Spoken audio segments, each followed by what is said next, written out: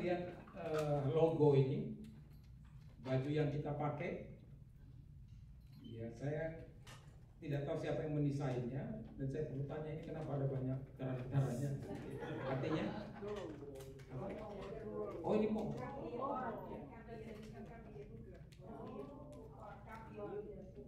Pohon yang tetap ada lingkaran, dan lingkaran-lingkaran itu menunjukkan berapa tahun. Biasanya sebuah pohon itu diketahui berapa tahunnya diteliti juga dari lingkaran-lingkaran yang ada. Dan puji Tuhan, di balik pohon yang hijau, rumput yang hijau, kita juga hijau. Dan kita sudah difoto bersama-sama, bukti bahwa kita sangat rindu untuk menjadi pohon yang bertumbuh dan menghijaukan yang kering-kering, yang gersang. Haleluya, luar biasa, puji Tuhan. Jadi kita akan belajar lebih banyak lagi. Mungkin sore ini saya bikin agak berat karena ada banyak ayat. Saya akan kasih kepada kita 200 cara untuk bertumbuh. Iya, jangan khawatir, Bapak Ibu Saudara-saudara, kita ikut saja pimpinan Tuhan, amin. Karena kita sudah rasakan hadirat Tuhan luar biasa. Season yang ketiga kita menyembah Tuhan, orang bisa merasakan kedekatannya dengan Tuhan, dan itu yang luar biasa. Jadi sangat indah. Lebih penting bagaimana Tuhan bekerja dalam diri kita, dan kita turut saja agenda Tuhan. Kadang-kadang kita memaksa Tuhan mengikuti agenda kita. Tapi kalau kita mau sukses, kita mau berhasil, biarlah kita ikut rencananya Tuhan, blueprintnya Tuhan, master plan-nya Tuhan. Kita ikut maksudnya, kita ikut rencananya di dalam kehidupan kita ini. Saya nggak tahu di sini berapa bapak atau ibu yang usianya paling tua. Saya yakin saya paling muda di sini. Saya masih 17 tahun ke atas. Ya ini berapa tahun saya nggak tahu. Berapa yang paling tua di sini? Belum. Ya, pokoknya kita biasanya begitu ya Pak ya. Kalau kita masih muda, kita ingat umur kita. Tapi kalau kita sudah tua, kita pura-pura lupa berapa. Kalau di sini ada yang umur 80 atau ada umur yang umur 75 misalnya. Pak Sony, wow, luar biasa. Pak Sony umur 75 tahun? 81.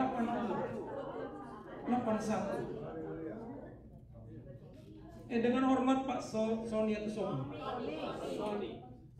Pak Sony.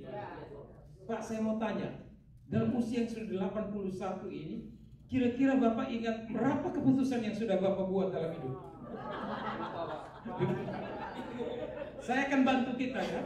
Sebuah riset menunjukkan bahwa pada saat seseorang mencapai, by the time you reach age of 25, you will have made almost 2 million decision. Pada umur 75 itu kita sudah membuat 2 juta keputusan. Jadi nanti pulang saya nggak bisa terlalu pintar matematika, kita kali aja 2 juta bagi semua umur kita. Kira-kira dalam satu hari kita buat berapa keputusan? Hari ini kita ada di sini juga itu karena keputusan yang kita buat. Sebab apa yang kita putuskan waktu lalu, jadi kita lah hari ini hasil dari keputusan waktu lalu. Dan apa yang kita buat hari ini akan menentukan apa jadi kita pada masa yang akan datang. Itu sebabnya hidup ini sangat ditentukan oleh keputusan. Keputusan salah, hidup kita akan salah. Karena itu saya katakan begini, ada altitude, ada sikap. Sikap itu menunjukkan arah. Ya, altitude determine your purpose, determine your goal, determine your direction. Pesawat mau terbang, kepalanya, moncongnya, nggak ada pesawat terbang dia begini. Sedangkan kalau dia mau turun, pasti moncongnya akan ke bawah. Jadi altitude-nya, sikap itu akan menunjukkan arah hidup kita. Itu sebabnya walaupun di antara kita sudah tidak muda lagi atau kita sudah tidak tua lagi, Tetapi saya mau beritahu buat kita bahwa kita perlu memaksimalkan seluruh kehidupan kita, karena dengan demikian Tuhan akan sangat senang jika di dalam kehidupan kita apa yang kita lakukan itu benar-benar mempermuliakan Tuhan. Nah, kalau dikatakan hidup saudara dijumlahkan total dari seluruh kebutuhan, dari seluruh keputusan saudara, maka saudara itu harus belajar, you better learn how to make good decision. Kita harus belajar bagaimana membuat keputusan yang benar. Dan salah satu keputusan yang benar adalah keputusan untuk bertumbuh, no matter it costs. Keputusan untuk bertumbuh walaupun ada banyak tantangan. Jadi jangan kita memberikan excuse atau alasan. Saya mau bertumbuh tapi karena A, karena B. Ingat gak? Akhirnya ada satu orang yang jadi korban, dan barangkali dia menjadi korban dari keputusan lingkungannya, atau dari sikap, atau dari caranya, mindsetnya. Seorang yang sudah sakit selama 38 tahun di pinggir kolam Bethesda. 38 tahun sendiri dia bikin dia jadi mapan. Campur zone, menikmatilah penyakitnya. Artinya dia pada titik no hope, tidak ada lagi pengharapan. Gak ada orang yang bisa nolong saya. Karena setiap momentum, setiap opportunity, setiap kesempatan dia selalu kehilangan. Life adalah sebuah persaingan, kompetisi. Makanya saya tadi sedikit bilang tentang Starbucks dan sebagainya. Hidup itu kompetisi. Yang orang tidak lihat adalah dalam hal seperti ini. Hidup itu kompetisi, suka tidak suka.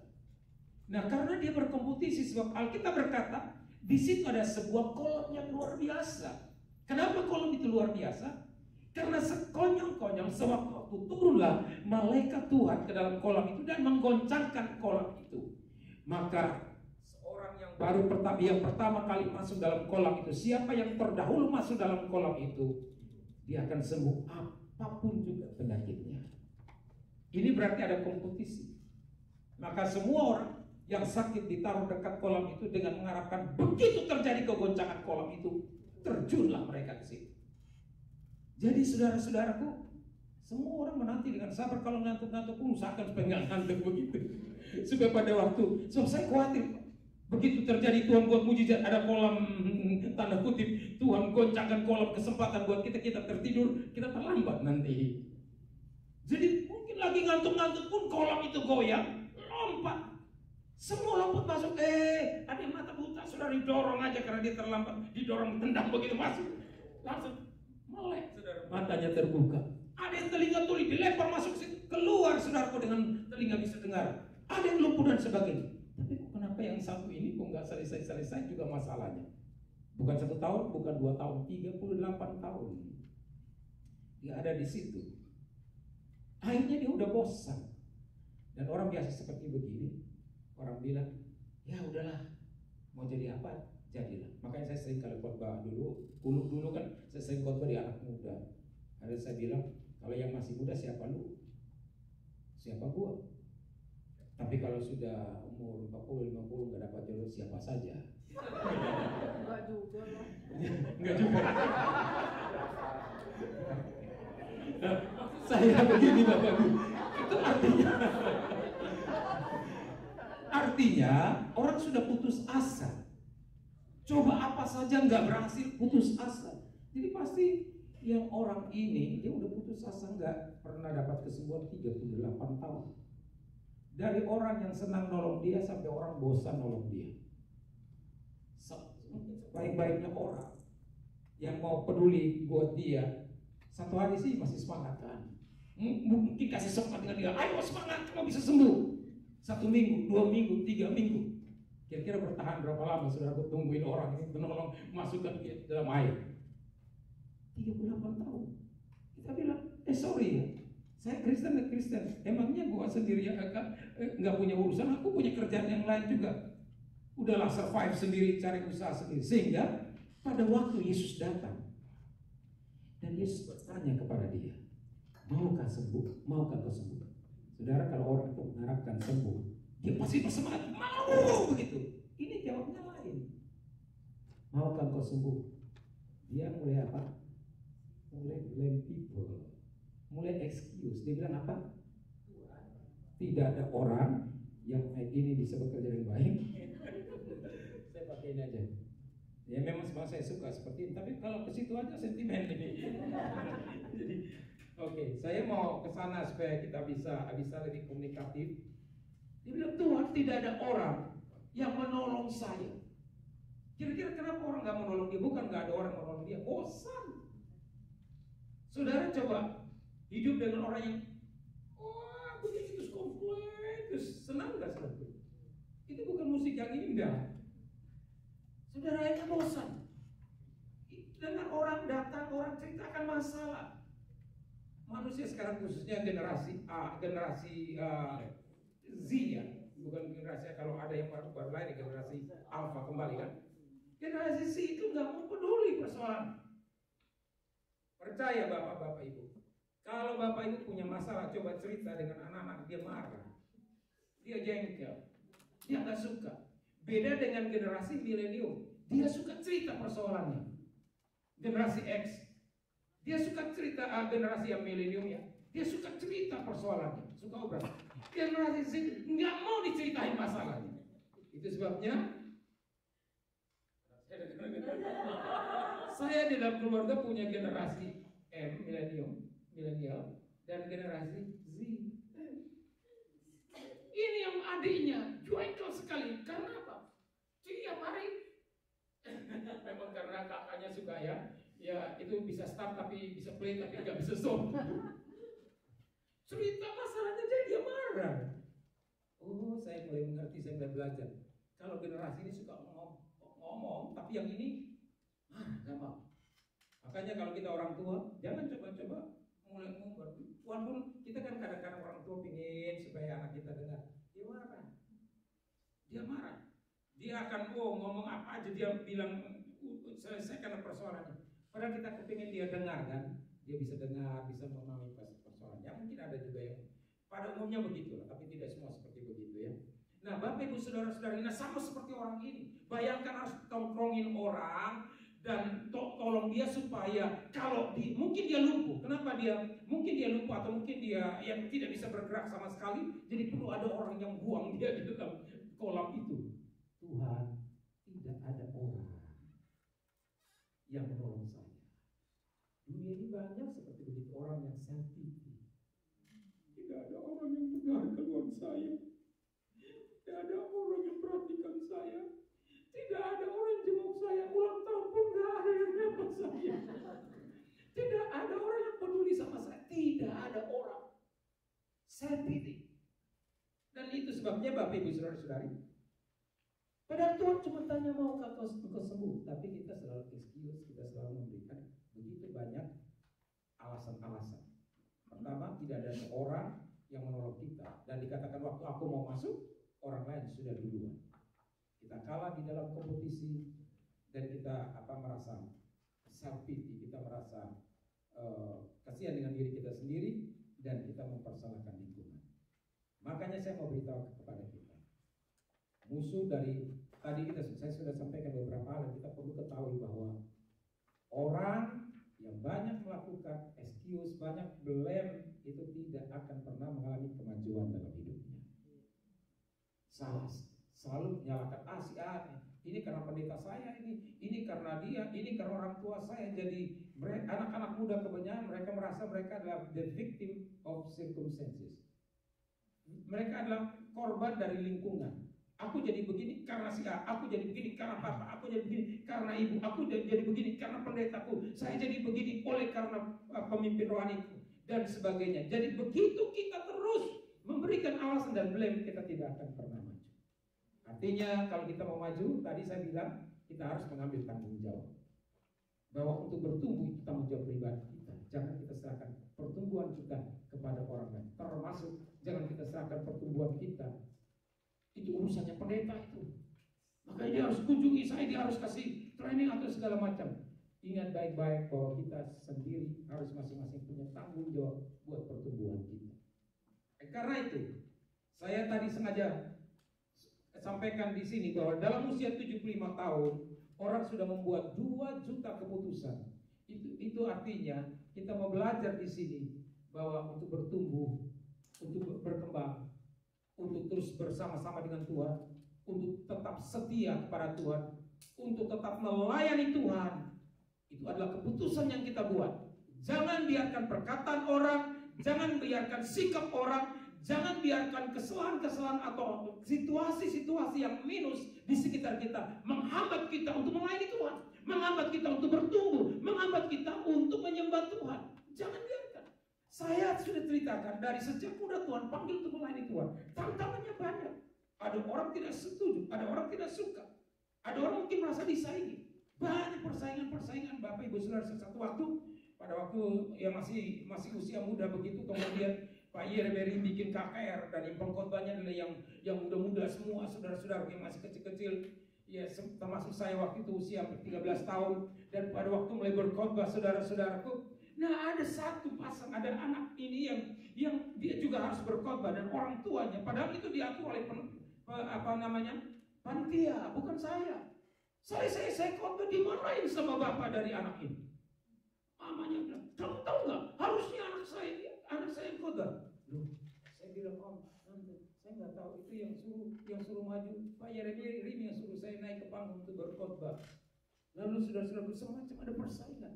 Bahkan sampai sekarang itu juga saudara-saudaraku, banyak orang nggak bertumbuh karena mau coba untuk bersaing satu dengan yang lain. Gereja mau bersaing.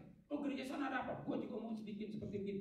Kalau kita bersaing sehat, artinya untuk hal-hal yang baik kita mau kembangkan, bukan didasari oleh rasa jealous, iri hati, itu oke. Amin. Kalau bertumbuh untuk jadi lebih baik, puji Tuhan. Dia bisa begitu, aku harus bisa, itu puji Tuhan. Tetapi kalau persaingan itu didasarkan oleh iri hati, oleh jealous, kalau dia bisa, masa saya nggak bisa? Saya juga bisa, tapi iri hati, motivasinya iri hati, itu salah. Itu sebabnya saya selalu bilang kepada diri saya, jangan biarkan apapun, perkataan manusia atau keterbatasan fasilitas atau situasi lingkungan yang menghambat kita untuk bertumbuh. Karena my growth is my decision. Pertumbuhan saya adalah keputusan saya harus mengambil komitmen, saya harus memutuskan. Makanya saya bilang, kalau kita menghadapi when you face the wall, jangan berhenti. Don't step back, don't go back. Go up, go climb, or go around, atau break it through. Amin.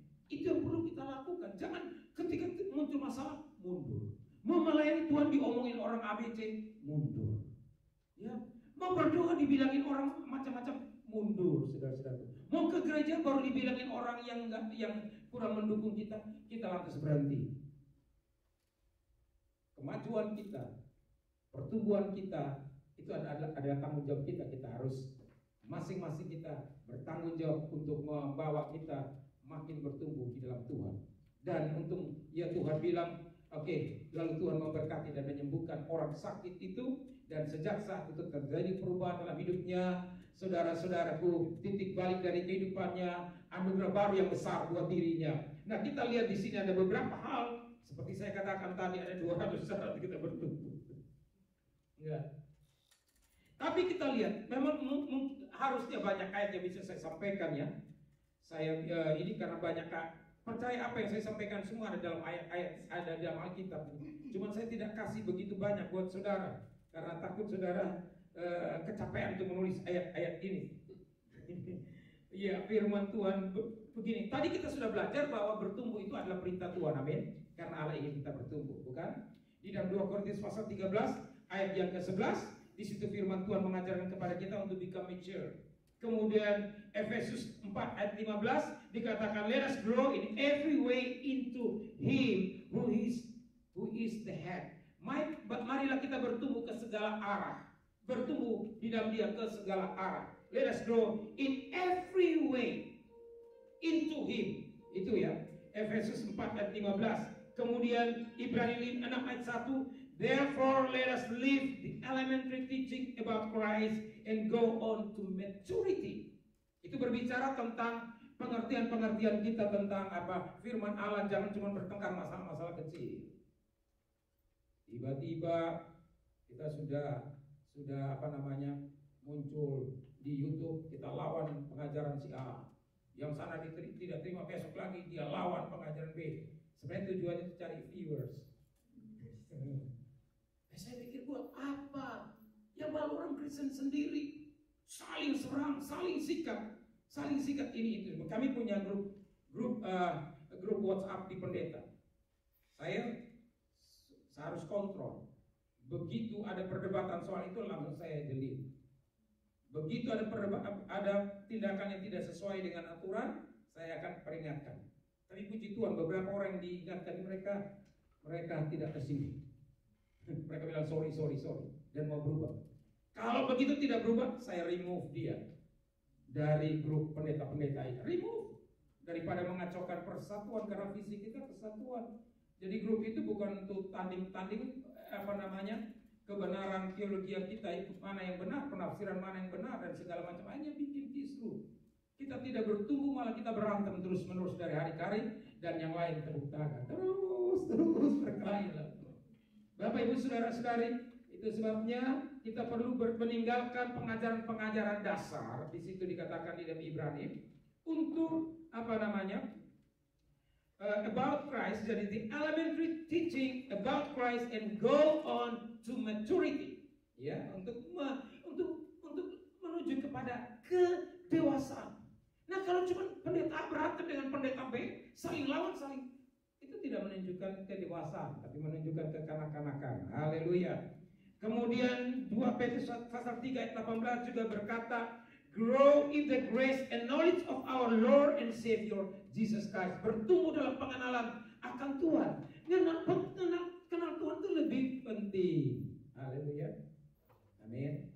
Begini Bapak Ibu saudara-saudari, pengenalan yang dimaksudkan itu bukan head knowledge, tapi heart knowledge. Kalau head knowledge, kita bisa dengar dari kata orang, kita bisa belajar mencari informasi. Seorang wanita bertemu dengan Tuhan, diberi Yakub, kemudian dia pergi beritakan kepada orang-orang sekampungnya, dan kemudian orang sekampungnya datang dan bertemu dengan Yesus. Orang-orang bilang begini, bukan dari katamu, tapi kami sudah melihat sendiri. Kita percaya karena kita melihat sendiri. Amin. Kita perlu mengalami sebuah pengalaman secara pribadi dengan baik-baik. Bapak Ibu saudara-saudari, setiap orang yang mau bertumbuh dalam Tuhan dan mengalami kemenangan dalam Tuhan harus punya personal experience with God. Kalau kita nggak punya personal experience with God, umur pelayanan kita cuma sebentar. Kalau orang terjun dalam pelayanan Bapak Ibu saudara-saudari untuk sesuatu, untuk uang, untuk popularitas, itu sebentar saja. Tapi orang pergi melayani Tuhan oleh karena ada panggilan Tuhan, itu akan bertahan. Orang ikut Tuhan karena kesembuhan, karena diberkati, karena usahanya diberkati, itu tidak akan tahan lama. Memang Tuhan membawa kita mengenal Dia, mengikuti Dia melalui cara-cara seperti begitu, betul gak? Tuhan bisa panggil kita lewat, seperti saya ada sakit, Tuhan buat mujizat. Tetapi setelah itu, dasar kita mengikuti Tuhan bukan karena kesembuhan, bukan karena diberkati, tapi karena kita cinta Tuhan. Ku mau cinta Yesus, apa? Yang benar. Kalau benar nyanyi lagi. Ku mau cinta Yesus. Saya tahu ya lagunya. Meskipun baru tadi banjir sedikit aja udah nggak mau ke gereja. Kenapa nggak ke gereja? Banjir Pak, padahal cuma air selokan yang penuh. Padahal katanya laut pun ku seberangi, gunung pun ku daki. Baru hujan rintik-rintik. Pendeta, maaf hari ini nggak ke gereja, kenapa? Banjir, hujan. Meskipun sedih berganti dalam hidupku, ku mau cinta Yesus selamanya. Kemudian kita bilang apa? Ya Aba, Bapa, ini aku, pakailah. Ya pokoknya nyanyi lagi. Ku mau cinta Yesus selamanya. Ada seorang yang membuat lagu dan lagu itu kita nyanyikan. Itu karena seluruh keluarga dibantai waktu mereka percaya Yesus, kalau nggak salah di salah satu bagian daerah di Asia Tenggara, saya lupa tepatnya di mana. Lalu kemudian dia buat lagu itu. dia nyanyikan. Dia bilang, I have decided. Tadinya pakai bahasa dia ya. I have decided, di mana di India ini? Di India. I have decided to follow Jesus. I have decided to follow Jesus. No turning back, no turning back. Saudara, ketika dia diancam, kamu kalau tetap percaya Yesus, istrimu dibunuh, anakmu dibunuh, sampai istri anaknya dibunuh, dia tetap bilang, I have decided to follow Jesus. No turning back, no turning back. Sampai begitu loh Bapak Ibu. Kita ini baru diomelin sedikit sudah turning back. Padahal ini saudara dengan cara seperti itu loh, turning back. Wow, luar biasa. Tuhan berikanlah kepada kami Tuhan hati yang penuh dengan kesetiaan, faithful kepada Yesus. Apapun yang terjadi dalam diri kita, kita nggak akan pernah mundur. Salib di muka, dunia di belakang. Padahal biasanya itu nyanyi begitu, tapi kenyataannya saudara, dunia yang di depan, salibnya di belakang. Jadi artinya kita ikut dunia, padahal kita harus ikut salib. Oh haleluya. Saya berdoa hari ini Bapak Ibu Saudara-saudari, untuk kita mau terus bertumbuh di dalam Tuhan, dan apapun yang terjadi kita tidak akan biarkan orang lain mengatur kehidupan kita untuk stuck dalam hidup ini. Amin. Pernah dibuat orang marah sampai kita, atau rugikan orang begitu sampai kita nggak bisa tidur, kita marah sekali. Gara-gara dia kita nggak bisa tidur, saudara-saudara. Itu salah. Gara-gara dia akhirnya kita kepahitan, nggak mau ke gereja lagi. Karena apa? Katanya orang Kristen. Nah, kamu orang apa? Orang Arab. Itu kan sudah begitu. Kalau sudah pahit kan begitu. Katanya orang Kristen, tapi kelakuannya begitu. Katanya ke gereja doa, tapi seperti begitu. Dan lalu dia jawab, memang semua orang Kristen munafik. Lalu ada orang bilang, ke gereja buat apa? Munafik. Saudara, gereja itu nggak salah. Apakah karena setiap orang yang dekat dengan gereja jadi munafik semua? Kan itu pribadi, perorangan. Apa istilahnya itu? Personal, bukan satu lagi yang dia bilang. Itu kan oknum, ya. Oknumnya. Ya kan kalau pakai bahasa kerennya kan itu oknum. Nah saudara-saudaraku, tapi udah jadi Kristen mati, lalu nggak bisa tidur. Nah, orang seperti begini, pertumbuhan hidupnya itu, pertumbuhan rohaninya itu diatur oleh manusia. Masa saudara, iman kita, kesetiaan kita kepada Tuhan diatur oleh orang, sehingga akhirnya gara-gara dia tidur nyenyak, kita yang tidak bisa tidur. Tiap hari mikirin dia aja, saudara-saudaraku. Kenapa tidur nyenyak kita harus diatur oleh orang itu? Dia tidur nyenyak, kitanya malah nggak bisa tidur nyenyak.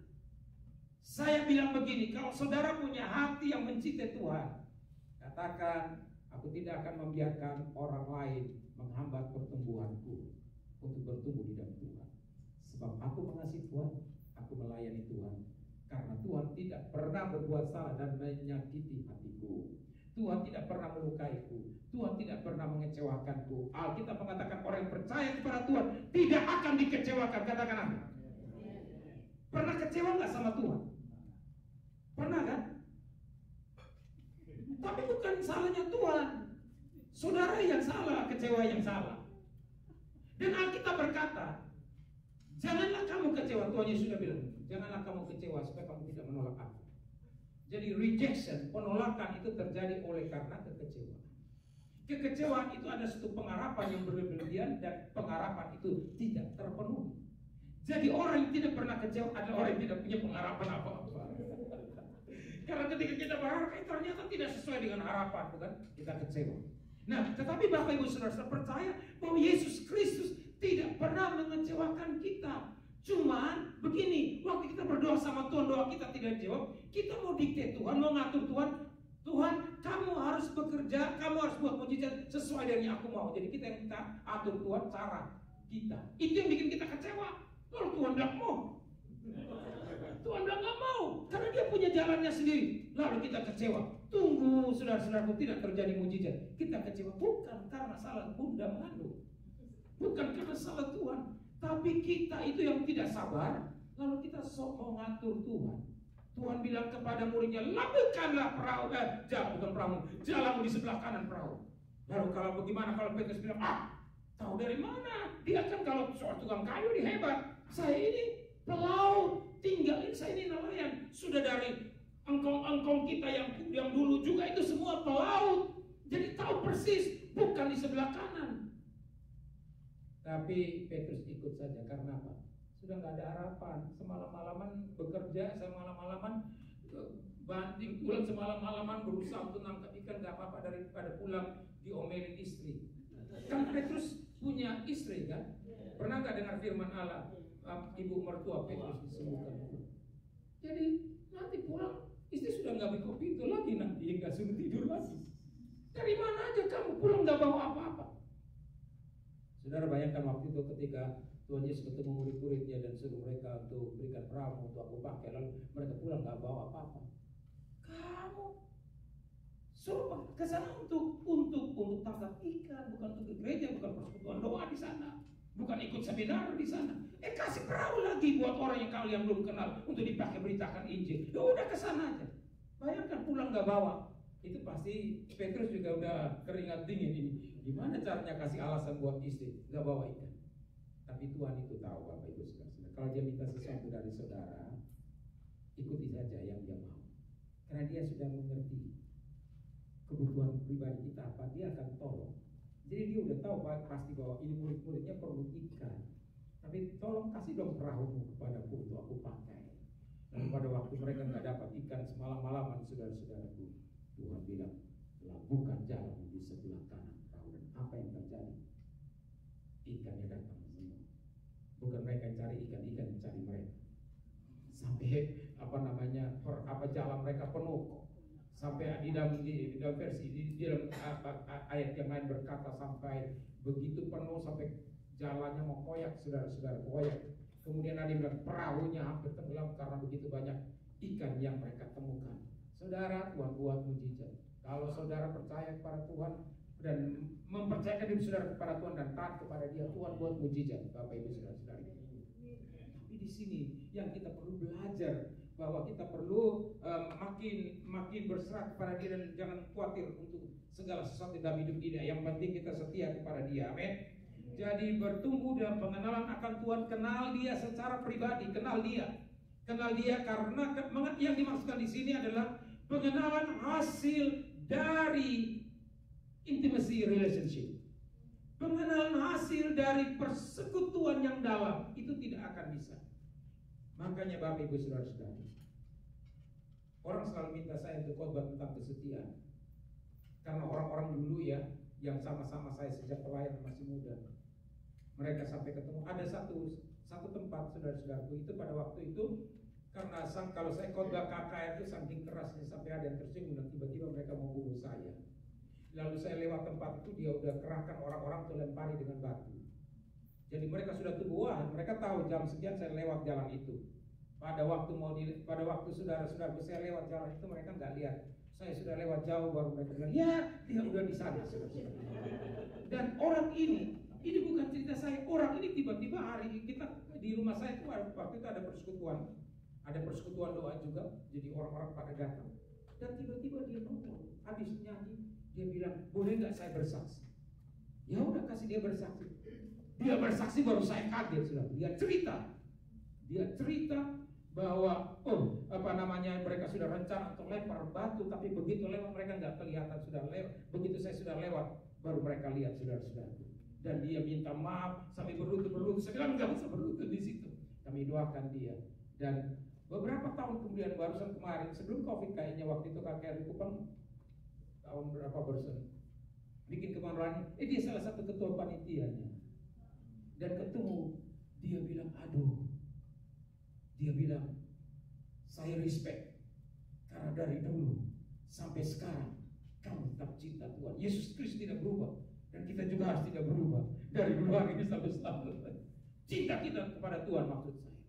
Dan mereka teman-teman lama itu tahu sampai sekarang Ada yang punya kesempatan interview saya, interview masuk di siaran di Bahana dan sebagainya. Karena itu teman-teman lama dulu yang melihat sepak terjang saya, pelayanan saya, dan sampai setia, tetap setia kepada Tuhan. Padahal tantangannya luar biasa. Tantangan luar biasa. Orang-orang seperti saya, saudara, yang dipanggil Tuhan pertama-tama ada yang hancur, dan kehancurannya dari berbagai macam aspek. Tidak bertahan lama, tidak sungguh-sungguh dengan Tuhan. Tetapi satu hal yang membuat saya mau terus bertahan adalah saya mengambil keputusan dalam pertumbuhan. Tidak boleh ada hal yang mengganggu saya untuk bertumbuh terus di dalam kasih Tuhan, dalam anugerah Tuhan, dalam cinta kepada Tuhan. Haleluya, amin. Haleluya, puji Tuhan. Aku mau cinta Tuhan selamanya, amin. Walaupun badai silih berganti, walaupun tantangan datang terus menerus, aku tetap mau mencintai Tuhan. Oke. Cuman kita belajar bahwa spiritual growth is not easy. Setuju tidak? Pertumbuhan rohani itu tidak pernah gampang. Tantangannya macam-macam. Saudara nggak percaya? Saya akan kasih tantangan itu buat kita semua. Ada banyak tantangan yang terjadi dalam diri kita. Seseorang yang mau kuat secara fisik, kemudian dia bilang aku mau ke fitness, mau bisa jadi badanku jadi kuat. Waktu angkat hari pertama, apakah bisa angkat beban lebih banyak? Tidak. Tapi yang terjadi adalah besok sakit semua. Lalu karena sakit kita bilang berhenti sudah, karena udah sakit, nggak jadi apa-apa. Kita tidak bisa mencapai visi kita kan? Karena sakit kita bilang berhenti. Ya, sakit itu adalah saudara-saudaraku tanda dari pertumbuhan. Jadi kalau kita mulai merasa ada sakit, kita tahu bahwa ini pertumbuhan. Dengar baik-baik. Lebih enak, saudara, lebih santai jalan turun gunung atau naik gunung. Iya dong. Waktu saya diundang waktu dulu sekali masih muda bikin KKR di Kanada, sudah di Kanada. Ya memang Kanada beberapa kali, tapi waktu itu di Sabah, Sarawak, di Sabah, Kalimantan, di Sabah, di Malaysia. Itu ada satu gunung. Gunung apa itu yang biasa juga penghasil emas juga mereka biasa bikin tambang di situ. Nah, tapi itu bukan yang cukup, yang cuma gunungnya tidak terlalu tinggi. Dan di situ ada gunung sedikit, dan di situ memang milik ada orang Kristen karena ada salib di situ. Dan kalau orang mau naik gunung situ nanti pergi berdoa di atas, begitu doa di atas gunung. Wah, saya bilang, enteng. Semangat itu, masih muda kan? Jalan. Baru beberapa menit kemudian belum sampai di atas, saudara-saudara. Udah lemas, pingin turun. Oh ya, kemarin waktu berlibur ini sih saya luar biasa dia. Baru kali karena ada dia kaki sakit, tapi waktu itu saya heran kenapa pada waktu ke Labuan Bajo dia. Karena kalau saudara mau lihat keindahan, saudara berada di tempat yang tinggi. Kalau ke sana saudara naik ke gunung yang tinggi di Labuan Bajo, saudara bisa melihat keindahan luar biasa pada waktu matahari terbenam, madu asik. Itu sebagian 10% dari surga ada di situ. Orang bilang Labuan Bajo adalah surga yang diberikan pulau yang diberikan dari surga datang. Indah luar biasa. Indah luar biasa. Ada yang pernah ke Labuan Bajo? Iya. Puji Tuhan, ya. Indah. Barusan kan, bukan yang dulu-dulu. Kalau dulu memang masih belum diperbaiki sama Pak Jokowi, tapi sekarang kan sudah bagus. Waduh, saya pikir ini bisa. Saudara tahu kan? Saya lihat istri anak saya sudah hilang semua, sudah di atas. Saya hampir mati di bawah. Tiba-tiba saya pusing begitu, pas pusing. Saya bilang, waduh ini heart attack. Istri saya sudah di hati, mereka nggak tahu kalau suaminya kena serangan jantung. Udah nggak bisa, pokoknya nggak bisa. Tapi akhirnya saya paksa. Kaget mereka. Mereka senang sudah sampai di sini juga, mereka senang. Baru sampai di situ, baru rasa damai sejahtera surga, kerajaan surga kedatangan. Habis itu Bapak Ibu Saudara-saudari, turunnya santai aja. Jadi kalau saudara mulai merasa bahwa hidup ini makin sulit ya, kok makin susah ya, kok makin banyak sakitnya, kok makin banyak beratnya, itu tandanya saudara lagi naik. Tapi kok semuanya enak, mungkin saudara lagi turun. Oke? Jadi coba lihat itu. Kalau makin sulit, tandanya makin naik.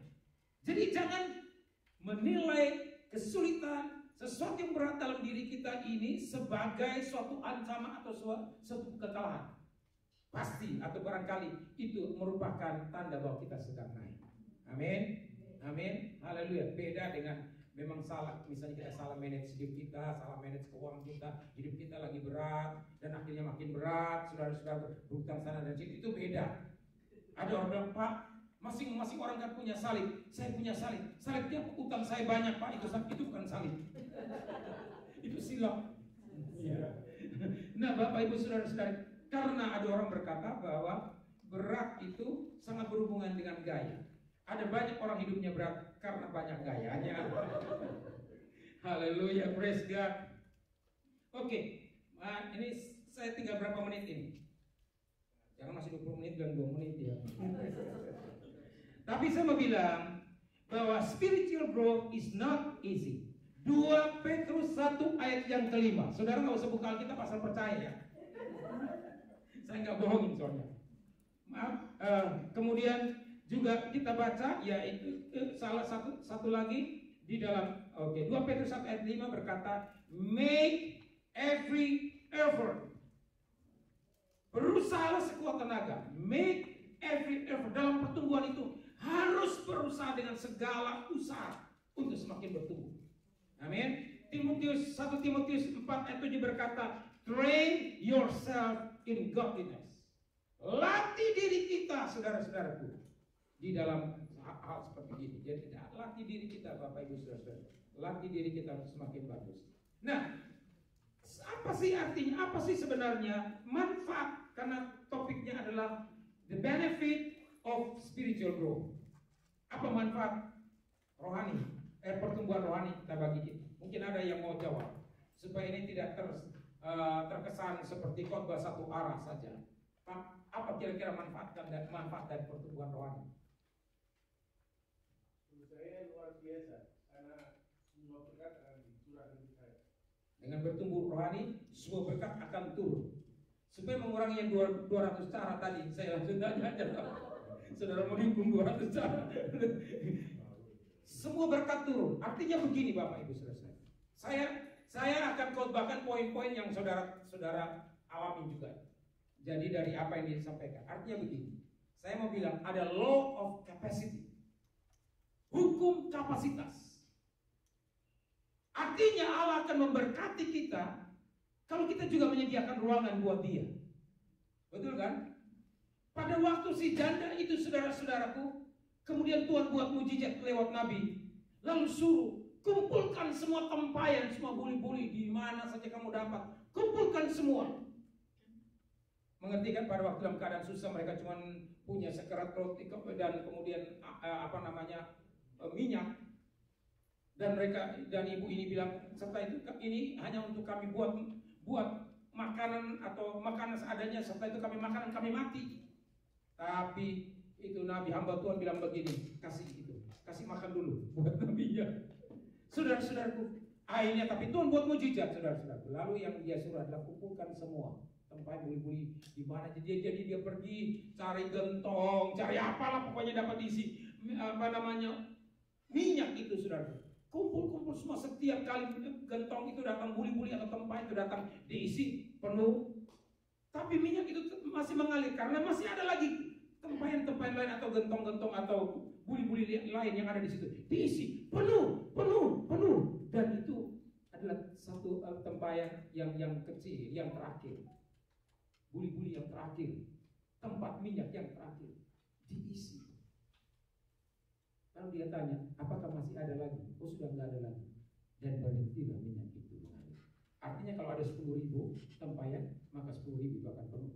Kalau masih ada lebih satu lagi, 10.000 satu, maka pasti akan terus mengalir. Jadi Tuhan akan bekerja sesuai dengan kapasitas yang kita berikan kepada Dia.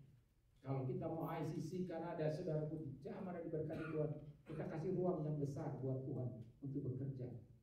Jadi pada waktu Tuhan bikin saudara, waktu saudara struggle di dalam pertumbuhan rohani, saudara bergumul dalam pertumbuhan rohani, saudara rasa kok sakit, itu sebenarnya training yang Tuhan bikin supaya kapasitasmu makin besar. Jadi jangan protes sama Tuhan. Kalau mau protes ya udah, Tuhan bilang kalau kamu bertumbuh sampai seperti gitu aja, ya udah kasih berkat seperti itu saja. Karena apa? Ada orang yang tidak siap ketika diberkati oleh Tuhan. Jadi yang Tuhan proses apa? Kesombongannya dulu. Supaya apa? Ketika dia diberkati, jangan besar kepala, jangan sombong. Jadi Tuhan memperbesar kapasitas. Artinya Tuhan bekerja sesuai dengan kapasitas kita. Law of capacity, hukum kapasitas. Ya Tuhan bekerja, apa yang ada kita sediakan bagi Tuhan, dia akan kerja seperti itu. Mau diberkati, buka ruangan bagi Tuhan. Perkembangkan luas kita. Ada lagi yang mau saya tunjuk saja ya, jangan bersembunyi. Ya, ada lagi siapa yang mau jawab? Amin, Pak. Kira-kira. Oh, yang lain dulu. Nanti ke satu, yang lain dulu, Oke, baik. Saya kembali kepada apa yang saya bilang tadi. Jadi tadi dikatakan supaya kita diberkati Tuhan kalau kita makin bertumbuh. Betul kan? Kita akan diberkati oleh Tuhan. Kita akan mempunyai kekuatan yang lebih besar. Oke, saya coba memberikan beberapa poin. Saudara, keuntungan dari kita mulai bertumbuh, keuntungan ketika kita mulai berkembang, yang pertama itu tentunya kalau kita bertumbuh dewasa itu pasti menyenangkan Tuhan. Ini kan belum ada sangkut pautnya dengan berbicara untuk benefit kita ya. Tapi ketika Tuhan disenangkan, benefitnya datang kepada kita. Amin. Udah pasti, seperti tadi saya bilang, kalau kita punya anak, dia nggak bertumbuh kan kita sedih. Kok ada kelainannya? Kok ininya nggak bertumbuh dan kok otaknya kok nggak bertumbuh dan sebagainya, kita sedih. Tapi kita lihat anak kita makin bertumbuh, makin besar, kita senang. Demikian juga ketika anak Tuhan, hari ini kita berkata, Tuhan aku mau bertumbuh, Bapa di sorga sangat senang. Dia berikan aplaus, dia berikan tepuk tangan buat kita. Nah, seolah-olah itu benefitnya untuk Tuhan. Tapi saudara-saudaraku, semua dengan baik-baik, semua perintah yang Tuhan berikan itu kita lakukan tidak pernah untuk benefitnya dia, tapi pada akhirnya untuk benefitnya kita. Kok bisa? Contoh satu aja. Hormatilah orang tuamu supaya panjang umurmu. Artinya kita melakukan firman itu, berkatnya, benefitnya datang ke siapa? Kita. Di dalam Ulangan bicara tentang berkat, dikatakan situ, tetap berpegang teguh kepada firman Tuhan, jangan menyimpang ke kanan dan ke kiri, supaya berhasillah engkau, supaya diberkatilah ternakmu, diberkatilah lumbung-lumbungmu. Jadi waktu kita lakukan itu bukan untuk Tuhan. Kita menyenangkan Tuhan itu bukan benefitnya Tuhan, dia nggak perlu benefit apa-apa dari kita, tapi datang kembalinya kepada kita, benefitnya kita. Semua yang kita lakukan buat Tuhan itu untuk keuntungan kita. Yang kedua, ketika kita merenungkan kebaikan Tuhan, yang kedua, saudara-saudaraku, kita akan waktu kita menyenangkan Tuhan, atau sebaiknya kita baca dulu ayat ini ya. Kita baca dulu ayat ini, bagaimana kita harus bertumbuh di dalam 2 Petrus pasal 1 ayat 5 sampai dengan yang ke-11. Ngantuk nggak ini baca sampai 11? 2 Petrus, nah kali ini boleh baca lah ya, supaya kita ikuti. Ya, oke. Kalau punya Alkitab, punya handphone. 2 Petrus pasal 1 ayat yang ke-5 sampai dengan yang ke-11. Berbicara tentang pertumbuhan. Kan belakangan ini rame-rame orang bicara tentang Kristen progresif. Ada yang tahu tentang Kristen progresif? Oke, kita tidak, ini bukan seminar tentang Kristen progresif. Jadi orang tanya kepada saya, apa Kristen progresif? Ya saya bilang orang Kristen harus progresif. Oke. Harus berkembang. Ya memang pengertian mereka beda. Tapi bagi saya semua orang Kristen harus berkembang, harus progresif. Itu ada enggak ayatnya? Ya ini yang kita baca itu. Justru karena itu kamu harus dengan apa? Sungguh-sungguh apa? Sungut-sungut. Itu sebabnya kalau hari ini saya sentik ke khotbahnya lama, jangan sungut-sungut. Justru karena kamu harus dengan sungguh-sungguh berusaha. Bertumbuh itu enggak diam-diam terus bertumbuh. Enggak pernah ada sedang bertumbuh itu harus sungguh-sungguh berusaha. Untuk apa? Menambahkan kepada imanmu kebajikan, progresif. Menambahkan imanmu kebajikan, dan kepada kebajikan apa? pengetahuan, dan kepada pengetahuan penguasaan diri. Kenapa dari pengetahuan ke penguasaan diri? Karena ada orang punya pengetahuan tapi tidak menguasai diri. Contohnya saudara-saudara, orang udah tahu seluk-beluk tentang keuangan, lalu dia mulai korupsi karena tidak ada penguasaan diri. Udah tahu, makanya seringkali di tempat-tempat basah itu cepat-cepat 2 tahun gitu dipindahin. Karena kalau semakin punya pengetahuan, dia tahu seluk-beluknya mencuri duit. Iya kan? Jadi pengetahuan harus penguasaan diri. Karena orang yang tahu banyak biasanya besar kepala dan tidak bisa menguasai diri. Kepada pengetahuan penguasaan diri. Jadi kalau kita sudah tahu Alkitab, kita juga harus menguasai diri. Kita supaya tidak sombong. Kemudian dan kepada penguasaan diri apa? Ketekunan. Dan kepada ketekunan kesalehan. Jadi kita lihat ini ada improve, ada progresifnya, ada peningkatan. Dan kepada kesalehan, kasih akan saudara-saudara. Dan kepada kasih akan saudara-saudara, kasih akan semua orang.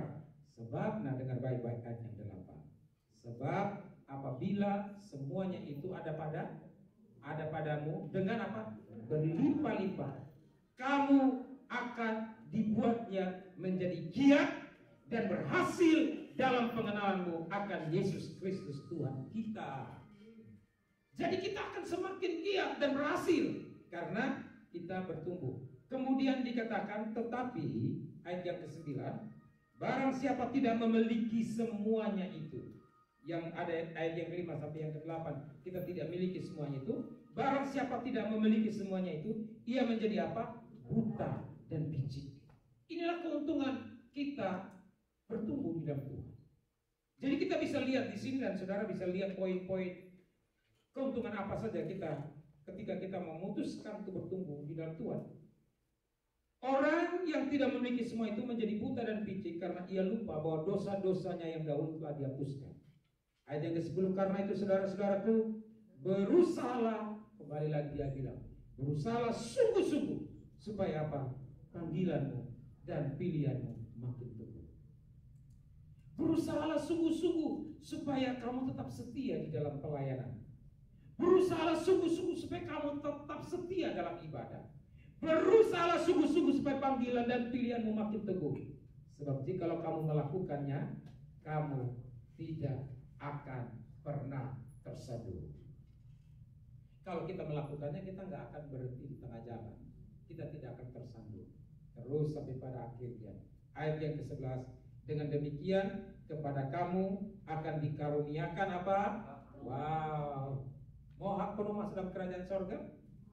Atau cuma ditaruh di atas gentengnya? Ya, nggak ada ayatnya itu ya. Cuma maksud saya di sini dibilang dengan demikian kepada kamu akan dikaruniakan hak penuh. Berarti bisa ada kemungkinan kita tidak punya hak penuh masuk dalam kerajaan. Tapi kalau kita semua bertumbuh, itu keuntungannya. Jadi dari 200 ekor jadi satu ini, saudara. Kalau kita lakukan semua ini, nanti coba pulang belajar lagi bagaimana caranya saya menambah apa kebajikan, menambah iman kebajikan. Oh, ini saya pernah kasih sesi ini, pengajaran ini, dan itu perlu waktu beberapa sesi. Jadi tapi saya tidak bicara, cuman hanya sekilas saja. Orang punya iman itu harus bijak. Pada waktu COVID banyak yang meninggal karena sok beriman, tapi nggak bijak. Jadi harus tambahkan imanmu kebijakan, kebajikan. Ya. Jadi saudara-saudaraku, kepada hikmat, kan saya pernah jelaskan tentang hikmat dan wisdom. Dan kepada kebajikan apa? Pengetahuan. Dan kepada pengetahuan penguasaan diri dan sebagainya. Jadi belajar, oh ini saya harus menambah seperti ini. Saya harus menambah pengetahuan. Jadi jangan bilang, oh saya sudah umur begini gak perlu belajar. Belajar itu tidak pernah berhenti. Amin. Kita belajar terus. Apa yang Tuhan kasih buat kita setiap hari. Nah dengan demikian Bapak di surga, Bapak Ibu ya. Saya sengaja saudara-saudara supaya yang ngantuk-ngantuk matanya terbuka. Bapak yang di dunia maksud saya. Haleluya.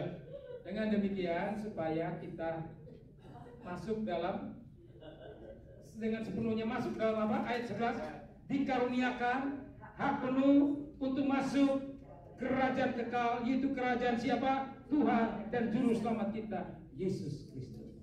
Saya cek loh nanti Bapak Ibu, atau saudara nanti cek. Kalau sudah duluan ke sana, cek saya ada di sana juga. Ya dong. Semua kan mau masuk surga kan? Amin. Semua mau masuk surga? Siapa yang duluan mau duluan ke sana? Orang bisa ditanya, siapa mau masuk surga? Saya.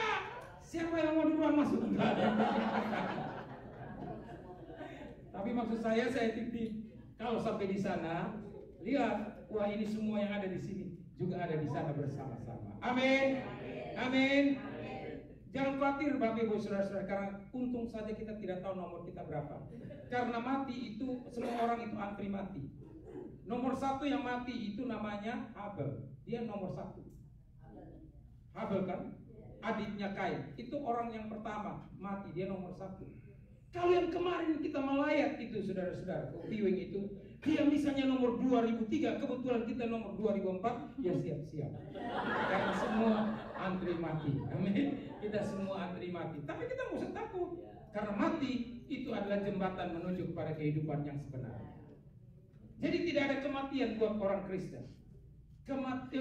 Kematian buat manusia itu bagi kita adalah jembatan untuk menuju kehidupan yang kekal selama-lamanya di sana. Karena kita sudah tidak mikir hutang lagi, kita tidak usah mikir bayar hutang lagi, kita tidak usah, kalau saya bilang kepada yang muda-muda, yang bapak ibu yang baru menikah, tidak usah pusing dengan mertuanya lagi, kita senang di sana selama-lamanya. Katakan puji Tuhan, haleluya. Saya mau masuk surga, katakan. Tapi mungkin saya belum mau duluan dulu ke sana. Oke. Jadi ada keuntungan-keuntungan secara garis besar tadi. Dan secara cepat, dengan cepat saya harap saudara bisa tangkap lebih cepat. Ada 8, jadi bukan 200, sudah quoting banyak. Saya murah hati hari ini. 8 benefit of spiritual growth. Yang pertama, you will be more useful to God. Kalau kita tidak bertumbuh, kita kurang useful. Artinya begini, satu waktu saya bilang kepada orang yang memimpin pujian atau yang pemain musik dan segala macam ini, saya bilang, kamu harus belajar supaya bisa kembangkan. Lalu dia balas jawab ke saya, bukankah Tuhan melihat hati? Betul, Tuhan melihat hati, tapi jemaat melihat tanganmu yang main musik itu. Kamu disebut worship leader, kamu punya tugas bahwa orang datang kerajaan surga, betul kan? Datang menyembah Tuhan. Nah, orang nggak bisa masuk ke dalam kerajaan surga gara-gara suara itu nggak tahu suara 1, suara 2, atau suara 3,5. Oh, dia belum mengerti juga. Saya bilang begini, saya mulai kembali dengan ilustrasi yang lebih gampang diaksana. Kalau Anda buka bengkel mobil, lalu alat yang kamu punya itu cuma tang dan obeng, kira-kira banyak yang kamu bisa lakukan dan bisa efektif nggak? Bisa cepat? Nggak bisa. Tapi kalau bapak ibu buka bengkel, kemudian peralatannya semua lengkap, kerjanya cepat, hasilnya lebih bagus. Demikian juga saya bilang, kamu katanya mengasihi Tuhan, ingin melayani Tuhan, tapi main gitar cuma di C saja. Apa yang bisa kau lakukan untuk menyatakan cintamu kepada Tuhan hanya dengan C saja? Ya belajarlah. Saya dulu ingin belajar gitar itu karena saya agak kesal waktu bertobat yang saya bilang masih muda-muda itu, belasan tahun. Waktu persekutuan, terus nggak tahu mereka dapat orang dari mana di tengah jalan atau apa tuh yang bisa main gitar, suruh main gitar. Habis main gitar, selesai persekutuan dia pergi di pinggir jalan sambil mabuk-mabuk, lalu main gitar, kemudian nyanyi satu dia bilang ada satu yang lucu. Bukan kapan Yesus datang, Tuhan Yesus akan jemput saya. Yesus itulah satu-satunya, dia penolongku yang sungguh. Dia berjanji dan akan kembali angkat kita semua. Memang Tuhan datang angkat, tapi kayaknya angkat kamu masuk di neraka. Karena hidupnya nggak bertobat. Tapi jadi saya agak kesal, lalu ada kemarahan ilahi. Artinya begini, Tuhan kasih bisa buat dong saya bisa main musik, supaya saya main musik, supaya kita bisa menyembah Tuhan. Lalu mulai main musik. Saya cari orang. Akhirnya saya ketemu orang ini lagi. Jadi dia sekali main terus saya ketemu orang ini. Kamu ajarin dong saya. Ajarin gitar. Jadi dia ajarin saya lagu. Saya ingat lagu pertama yang saya belajar dengan gitar adalah Ku Tahu Tuhan Buka Jalan. Dan nadanya apa kuncinya? Kunci D. Itu kunci D gampang, karena G itu cuma tekan satu aja kalau mau tekan satu tali di bawah. Kunci D, kunci itu jadi gampang. Ku tahu Tuhan pasti buka jalan. Lalu saya nggak tahu ini lagunya ku tahu Tuhan pasti buka jalan kan? Saya sungguh-sungguh Tuhan pasti buka jalan. Saya pasti bisa main musik. Setelah itu ya dia pergi hilang. Sekarang nggak tahu di mana, apakah di surga atau di neraka, saya tidak tahu.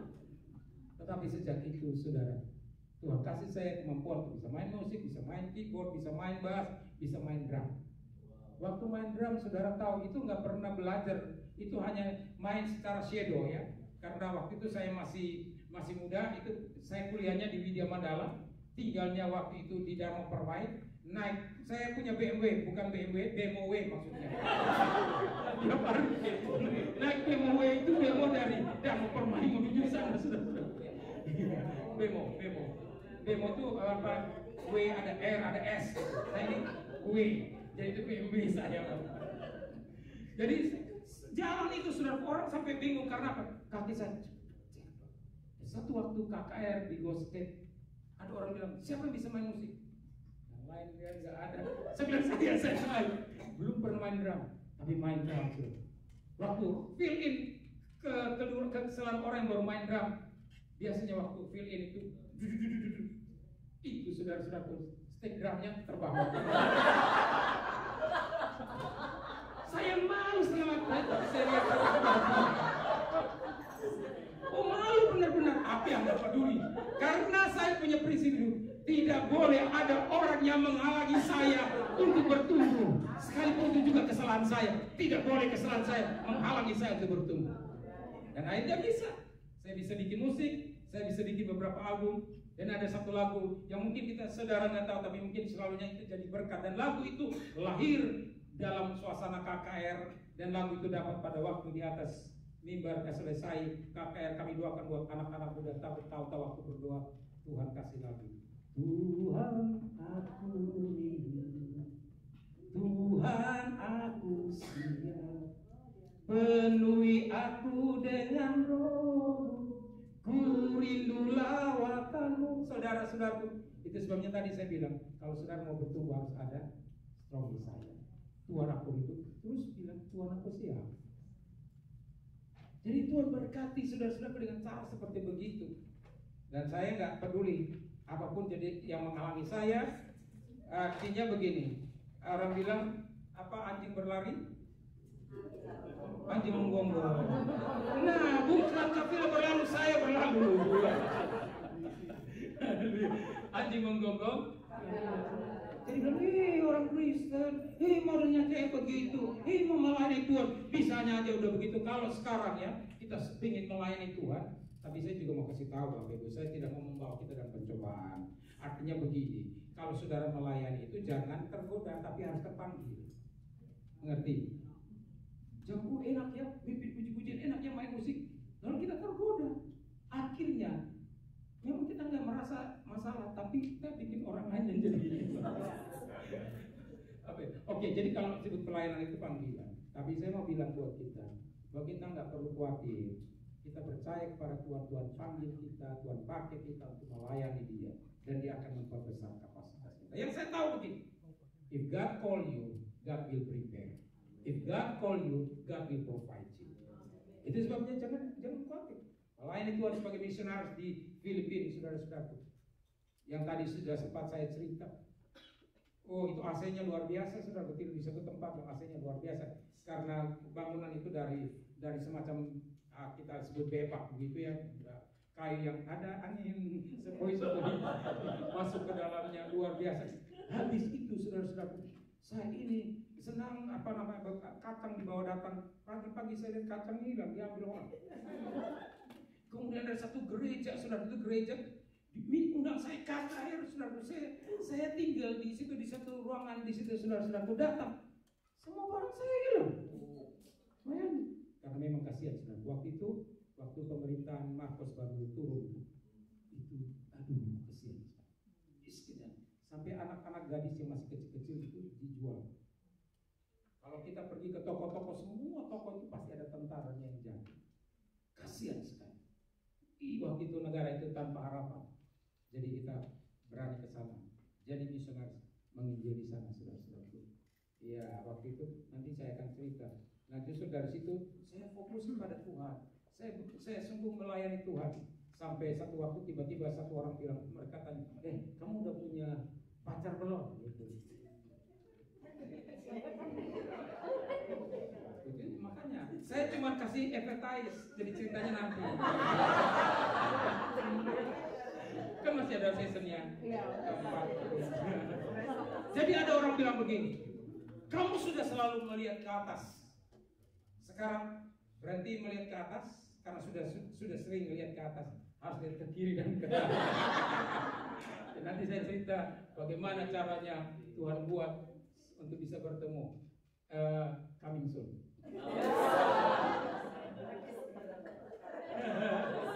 Haleluya, haleluya. Saya kalau lihat ada matam yang mengantuk, saya akan cerita. Oke, you will be more useful to God. Amin. Siapa mau dipakai Tuhan? Tuhan nggak tanya berapa banyak yang saudaraku. Kepada saudara-saudaraku, kepada anak kecil itu, Tuhan cuma bertanya, ada apa yang kamu punya? Ada roti, 2, 5 ikan, 2 roti. Jadi saya kalau nggak salah pernah dengar, kalau di Indonesia saudara dengar ada roti boy. Ternyata nama itu diambil dari boy ini. Iya. Jadi yang diambil. Jadi anak yang melayani Tuhan dia nggak perlu kalau kepada Musa Tuhan bilang apa? Apa yang ada di tangan? Karena Musa sudah bilang, Tuhan, kali ini Tuhan memang hebat, tapi kali ini versi saya. Kali ini kayaknya Tuhan salah pilih. Tuhan salah lihat saya ini. Ini nggak bisa apa-apa. Musa itu juga termasuk orang nggak bisa ngomong begitu, gagap dia. Kalau kita baca di Alkitab. Terus Tuhan bilang, aku mau pakai engkau. Jangan Tuhan, ini bisa bencana ini kalau pakai orang gagap ini. Sudah masuk di depan pendeta, di depan jemaat itu terus mau khotbah, mau saudara, saya tidak tahu apa yang mau saya khotbahkan. Padahal kalau kita belajar ilmu homiletik, kalau saudara berdiri di depan, saudara nggak perlu kasih banyak minta maaf seperti begini. Maaf saudara-saudaraku, saya kurang persiapan khotbah karena tadi terlalu capek.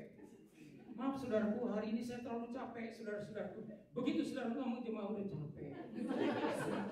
Ya udah Pak, kalau nggak mau khotbah enak kita senang lagi. Jadi nggak boleh. Pemimpin puji-pujian juga begitu. Jangan minta maaf yang seperti begitu. Kalau nggak siap ya nggak usah begitu. Karena kita berkata siap sedialah dalam segala sesuatu, baik maupun tidak baik keadaannya. Jadi jangan bilang, maaf saudara-saudaraku, saya kurang mempersiapkan khotbah ini karena tadi malam perjalanan saya dari Philadelphia jauh sekali, baru sampai mau tidur sudah dijemput oleh Pak Liu. Jadi itu bukan salah saya. Gak boleh. Kita harus berikan yang terbaik. Amin. Kita harus siap sedia. Haleluya. Itu sudah pelajaran lain lagi, pelajaran ilmu homiletik. Nah, tapi saya mau bilang buat kita semua, Bapak Ibu Saudara sekalian, supaya kita tahu bahwa kita harus menjadi orang yang berguna kepada Tuhan kalau kita bertumbuh, kalau kita berkembang. Tuhan akan terus kembangkan. Nah, kalau kita baru bertumbuh segini dan kita tidak mau bertumbuh lagi, tidak akan ada lagi berkat yang Tuhan berikan. Tadi dibilang supaya diberkati, betul. Ketika kita mulai bertumbuh, ketika kita melangkah, mujizat akan terjadi terus-menerus. Tuhan akan buka jalan. Kalau kita nggak berani melangkah, nggak ada apa-apa yang terjadi dalam diri kita. Saya percaya kalau saya kasih kesempatan kepada Bapak Ibu untuk bersaksi bagaimana saudara berjuang sampai tinggal di sini, rata-rata bilang, Pak nekat Pak. Iya. Ada orang bilang, Pak beriman, kami percaya. Tuhan buka jalan. Memang seperti begitu. Kalau kita tutup, kita tinggal terus dan tidak berbuat apa-apa. Come on, Allah sering berbuat mujizat di tengah perjalanan. Ada 10 orang kusta, itu belum sembuh. Tuhan suruh perlihatkanlah dirimu kepada imam. Padahal tahu nggak, itu resiko luar biasa. Mereka bisa dirajam batu oleh orang sehat. Karena itu aturan. Kalau ada orang kusta nyelonong dari daerah yang dilokalisir, kita yang sehat boleh lempar mereka dengan batu sampai mati. Nah, waktu Tuhan bilang pergilah perlihatkanlah dirimu kepada imam, mereka sudah sembuh belum? Belum. Jalan, tapi mungkin mereka pikir gimana? Tinggal. Mungkin mereka bilang, tinggal di sini juga mati karena dosa. Siapa tahu Nos, barangkali kita jalan dilempar mati, tapi paling kurang orang Indonesia bilang namanya usaha. Jadi mereka usaha, tapi ini bagus. Mereka bertindak. Dan apa yang terjadi ketika di tengah perjalanan? Sembuhlah mereka. Berapa? Semua. Memang cuma satu yang kembali. Biasanya begitu. Orang sudah diberkati Tuhan, sudah sembuh, selamat tinggal Tuhan Yesus. Sampai ketemu lagi kalau saya kanker. Selamat tinggal Tuhan Yesus. Sampai ketemu lagi kalau usaha saya bangkrut. Atau yang muda-muda, selamat tinggal Tuhan Yesus. Nanti sampai ketemu lagi kalau saya patah hati. Ya tahu? Kalau Mas datang kepada Tuhan, hatinya lagi hancur. Tuhan, lihatlah hidupku. Aku mau mencintai Engkau. Lihatlah hatiku yang hancur berkeping-keping sehingga sukar dikumpulkan. Tapi begitu diberkati Tuhan, hilang. Ini dia kok. Pertama ditanya, waktu ditanya melayani, nanti aja Pak. Nanti setelah itu saudara diberkati. Datang ke gereja. Jadi di Amerika itu biasanya orang ke gereja itu kalau nggak salah 2 kali. Yang pertama ketika lahir, 3 kali. Yang pertama ketika lahir dibawa ke gereja untuk diberkati, untuk didoa, untuk penyerahan anak. Yang kedua, Bapak Ibu Saudara-saudara, ketika menikah. Yang ketiga, ketika iring diko, ketika pulang. Jadi 3 kali aja ke gereja. Nah saudara-saudaraku, kadang-kadang kita seperti begitu setelah diberkati ya, udah selamat tinggal Tuhan. Tetapi Bapak Ibu sekali lagi saya mau bilang, kepada Musa Tuhan bilang, apa yang ada di tanganmu? Tongkat. Pakai itu. Dia pakai. Demonstrasi dulu dong Tuhan. Artinya premier dulu dong. Duluan dulu gimana kasih dilempar. Jadi ular. Tangkap itu tongkat. Siapa yang pernah nonton di Sight and Sound? Kalau tentang Musa tuh, wah itu luar biasa itu ya. Nggak tahu mereka caranya pakai apa. Tongkat itu dibuang jadi ular, saudara-saudara. Terus dipegang lagi, jadi tongkat lagi. Haleluya. Oh, dia bilang, wah. Jadi waktu Musa dia dapat tongkat, dia bilang, cool. Oh, dia percaya. Lalu dia dipakai Tuhan. Dan akhirnya punya iman. Banyak lagi, saudara-saudara. Gideon. Dia berada dari suku yang paling kecil. Dan dia seorang yang penakut, sembunyi-sembunyi. Tuhan bilang apa yang ada pada tangan, hanya dengan buyung dan segala dengan obor aja sudah disembah. Jadi tidak ada alasan bagi kita bahwa kita ini tidak bisa dipakai oleh Tuhan. Tidak ada alasan bagi kita bahwa kita ini tidak dipakai oleh Tuhan. Saya nggak bisa kayak dia bisa ngomong. Saya nggak bisa ngomong seperti misalnya saudara. Saya nggak bisa ngomong kayak Pastor Liu atau Pastor Tenny. Saya nggak bisa dipakai Tuhan. Tuhan tanya begini, kamu punya telinga nggak? Punya. Ya pakai itu, berguna. Kenapa? Dengar orang keluh kesah gitu. Bapak Ibu saudara-saudara, ternyata di dalam konseling orang yang datang konseling sebenarnya tidak terlalu banyak memerlukan jawaban kita. Dia cuma memerlukan telinga kita. Dia nggak butuh mulut kita. Dia baru datang dengar telinga kita. Dia baru datang kita beri telinga kita. Dia pulang dia rasa sudah bebaskan. Ada orang juga begitu, pergi ke dokter, pergi ke rumah sakit, belum ketemu dokter, pulang bilang sudah sehat ya, di rumah sakit. Itu sebabnya saudara-saudaraku, saya mungkin punya mulut, tapi saya agak lemah di telinga. Makanya dulu saya lebih suka melayani anak-anak muda, supaya lebih tetap awet muda.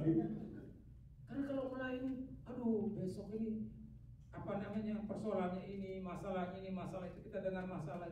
Nah saya kebetulan nggak bisa sabar karena penginjil itu nggak pakai macam-macam. Biasanya, oke, dia bertobat, terima Yesus dan kamu. Nggak, kalau ada orang yang minta dikasihani, minta diomongin yang baik-baik. Nah kurang telinga saya ini kurang, mungkin istri saya. Tapi saya kurang. Aduh sudahlah, nggak mau seperti begitu. Ya artinya bukan berarti saya menerima itu dan bangga, bukan. Belajar. Dan memang sulit, saudara-saudaraku. Sulit untuk menerima, untuk telinga kita berikan lama-lama. Saya nggak bisa, saya mesti lebih cepat konseling, nggak bisa pakai lama-lama, cepat saja. Tapi ya Tuhan tolong itu, saudara-saudaraku. Tuhan tolong, persoalannya selesai. KKR di Jakarta, ada seorang ibu, dia dokter, dan dia harus operasi jantung di waktu itu di Australia, karena di Australia katanya waktu itu canggih. Datang, Waktu minta didoakan, Tuhan bicara, jangan doakan dia, tapi kasih tahu dia sudah bertobat. Wah, saya bilang yang ini aku suka Tuhan. Karena nggak perlu kasih konseling lama-lama. Ibu dokter yang datang, saya bilang ibu, Tuhan bicara supaya ibu bereskan dulu sakit hati ibu, dendam ibu itu dibereskan. Kalau udah bereskan selesai, dia tersinggung karena saya nggak doakan dia. Itu kakek 3 hari, hari kedua dia nggak datang. Tapi waktu dia dirubah, Tuhan bekerja. Sama seperti Tuhan bicara kepada pegawai-pegawai Naaman bicara kepada dia. Karena dia suruh masuk ke sungai, ya ikut aja, siapa tahu sembuh. Nah, akhirnya dia punya kesombongan itu dihancurkan Tuhan. Lalu dia menyelesaikan persoalannya. Dia memaafkan orang yang berkaya dia. Kemudian hari ketiga, saya lihat sepertinya dia yang kemarin saya kurang yakin, tapi dia datang. Dia bilang, saya yang hari pertama minta didoakan, dan saya marah ketika kamu tidak doakan saya. Tapi saya kemudian merasa bahwa itu benar, dan saya sudah selesaikan, saya sudah bereskan. Ya puji Tuhan Bu, saya nggak usah konseling lagi. Dalam nama Yesus kan saya tahu. Ngapain? Jangan dipersulit apa yang sudah dipermudah oleh Tuhan kan. Dalam nama Yesus ibu sembuh. Jangan ibu ke Australia dulu, cek dulu sebelum ibu ke sana. Saudara, beberapa saat kemudian dia senang, dia kasih tahu, dia telepon. Puji Tuhan, waktu diperiksa beres semuanya. Amin, sembuh. Nah, yang kerja seperti itu saya paling suka. Tuhan itu baik, kadang-kadang dia menghindarkan saya untuk datang dengar orang-orang yang berkeluh kesah. Kita perlu dengar memang orang yang berkeluh kesah. Tapi kalau saudara dipakai Tuhan apanya? Telinganya, ya itu saudara. Kalau saya mungkin mulutnya. Saudara punya kaki, ya dipakai Tuhan. Saya nggak bisa dengar, nggak punya telinga untuk mendengar orang. Maaf Bapak Ibu Saudara, saya mau bilang, apa yang Tuhan sudah ciptakan, semua yang ada pada diri kita itu pasti ada tujuannya. Kalau nggak ada tujuannya, Tuhan bikin kita seperti bola atau seperti box. Kenapa kok Tuhan ciptakan kita seperti ini? Punya tangan, punya kaki. Supaya kita tidak malas dan hanya bilang, Tuhan berkati saya, Tuhan bilang kerja. Kok kerja? Aku berikan kamu tangan, aku berikan kamu kaki, ada tujuannya. Jadi kita perlu bertumbuh dalam pengenalan akan Tuhan dan sebagainya, supaya kita become useful to God. Yang kedua, you will be more productive.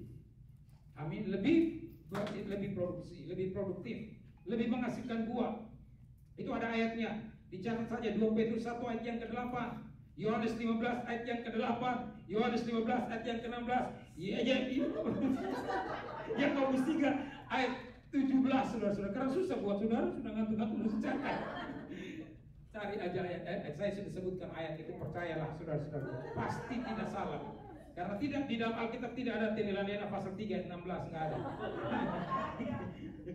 Oke. Ulangi lagi.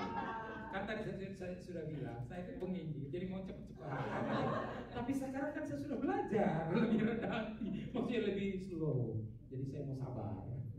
Sabar, subuh, tidak sabar masuk bubur kata orang. Oke. 2 Petrus 1 ayat yang ke-8. Yohanes 15 ayat yang ke-8. Kemudian Yohanes 15 ayat yang ke-16. Kemudian Yakobus 3 ayat yang ke-17. Supaya saya tidak usah bicara panjang-panjang tentang be more productive. Amin. Tapi ini yang saya mau bilang. Banyak orang dalam hidup ini, they are just existing but not living. Just existing but not living. Artinya apa? Kalau existing itu mungkin sama seperti benda-benda yang ada ini. Mereka tidak punya banyak fungsi. Tapi kalau living itu berarti Allah menciptakan kita harus berfungsi. Jangan pernah saudara tinggalkan dunia ini tanpa berfungsi. Mungkin saya tidak bisa buat banyak hal, tapi barangkali pada waktu saudara berjalan atau mungkin saudara ke supermarket, kemudian saudara memberikan senyum kepada seseorang yang mukanya sangat murung. Tahu-tahu dia kaget, Tuhan bisa pakai saudara dengan senyumnya bikin dia bisa mengalami suatu suasana yang baik, dan dia bisa merasa sukacita karena sudah 3 bulan dia nggak pernah ada orang yang nyapa atau senyum. Benar saudara nggak pernah. Kalau saudara mungkin nggak pernah tahu, tapi banyak kejadian seperti itu. Orang cuma nanya, hai apa kabar kamu, kok kelihatannya sangat indah nih. Kamu kok kelihatannya penuh dengan sesuatu yang positif. Memang kita dipanggil untuk bicara hal yang positif, bukan negatif. Katakan hal yang positif kepada semua orang. Karena dunia ini sudah negatif. Jadi kita harus berguna menjadi orang yang mengabarkan, menceritakan tentang hal-hal yang positif. So, not just only existing, but living. Kalau tempat ini ya memang ini cuma eksis, saudara, kalau saja dibuang. Tetapi saudara, kalau kita living, kita berguna bagi orang. Jadi katakan kepada Tuhan, hidupku Tuhan, pakailah hidupku untuk menjadi berkat bagi orang. Paling kurang saudara doakan. Kalau saudara tidak berbuat apa-apa, saya selalu berdoa, Tuhan, setiap hari harus menjadi hari di mana aku bisa memberkati orang. Kalau saya merasa bahwa hari ini saya belum memberkati orang, maka saya akan keluar. Dan satu waktu saya keluar, saya lihat ada seorang ibu yang kopernya dia tarik setengah mati, susah saya angkat, saya bantu. Ada tetangga di depan rumah yang membersihkan, orangnya sudah tua, saya tolong, saya bantu, saya bersihkan. Dan hari ini saya nggak lihat dia lagi, karena beda Indonesia dan Amerika. Kalau di Indonesia orang mati satu kampung tahu, tapi di Amerika tetangga mati kita nggak tahu. Karena memang waktu meninggal ya sudah dibawa ke rumah sakit dan akhirnya seterus sudah nggak boleh pulang lagi, hanya one way ticket. Jadi saya nggak tahu. Jadi saya lihat itu ibu-ibu tua yang sering saya tolong, itu sudah nggak ada lagi. Tapi artinya saya mengucap syukur sebelum mereka dipanggil pulang Tuhan, mungkin ya. Tapi kita sudah melakukan sesuatu yang terbaik buat mereka. Don't waste your time, do nothing. Dan kita katakan, bagaimana aku bisa menjadi berkat? Banyak. Nulislah sesuatu, postinglah sesuatu di Facebook dengan kata-kata yang positif. Itu sudah menolong orang lain, sudah berguna. Jadi berdoa dan tanya kepada Tuhan, apa yang harus aku perbuat hari ini untuk menjadi berkat buat orang lain. Kalau seandainya setiap kita, semua orang besok ini setelah dengar khotbah ini mulai berbuat, Tuhan, setiap hari saya akan berbuat baik. Paling kurang ya udah, nggak usah muluk-muluk sama orang dulu deh. Amin. Dengan anak kita, dengan istri kita, dengan siapa yang ada di sekitar kita.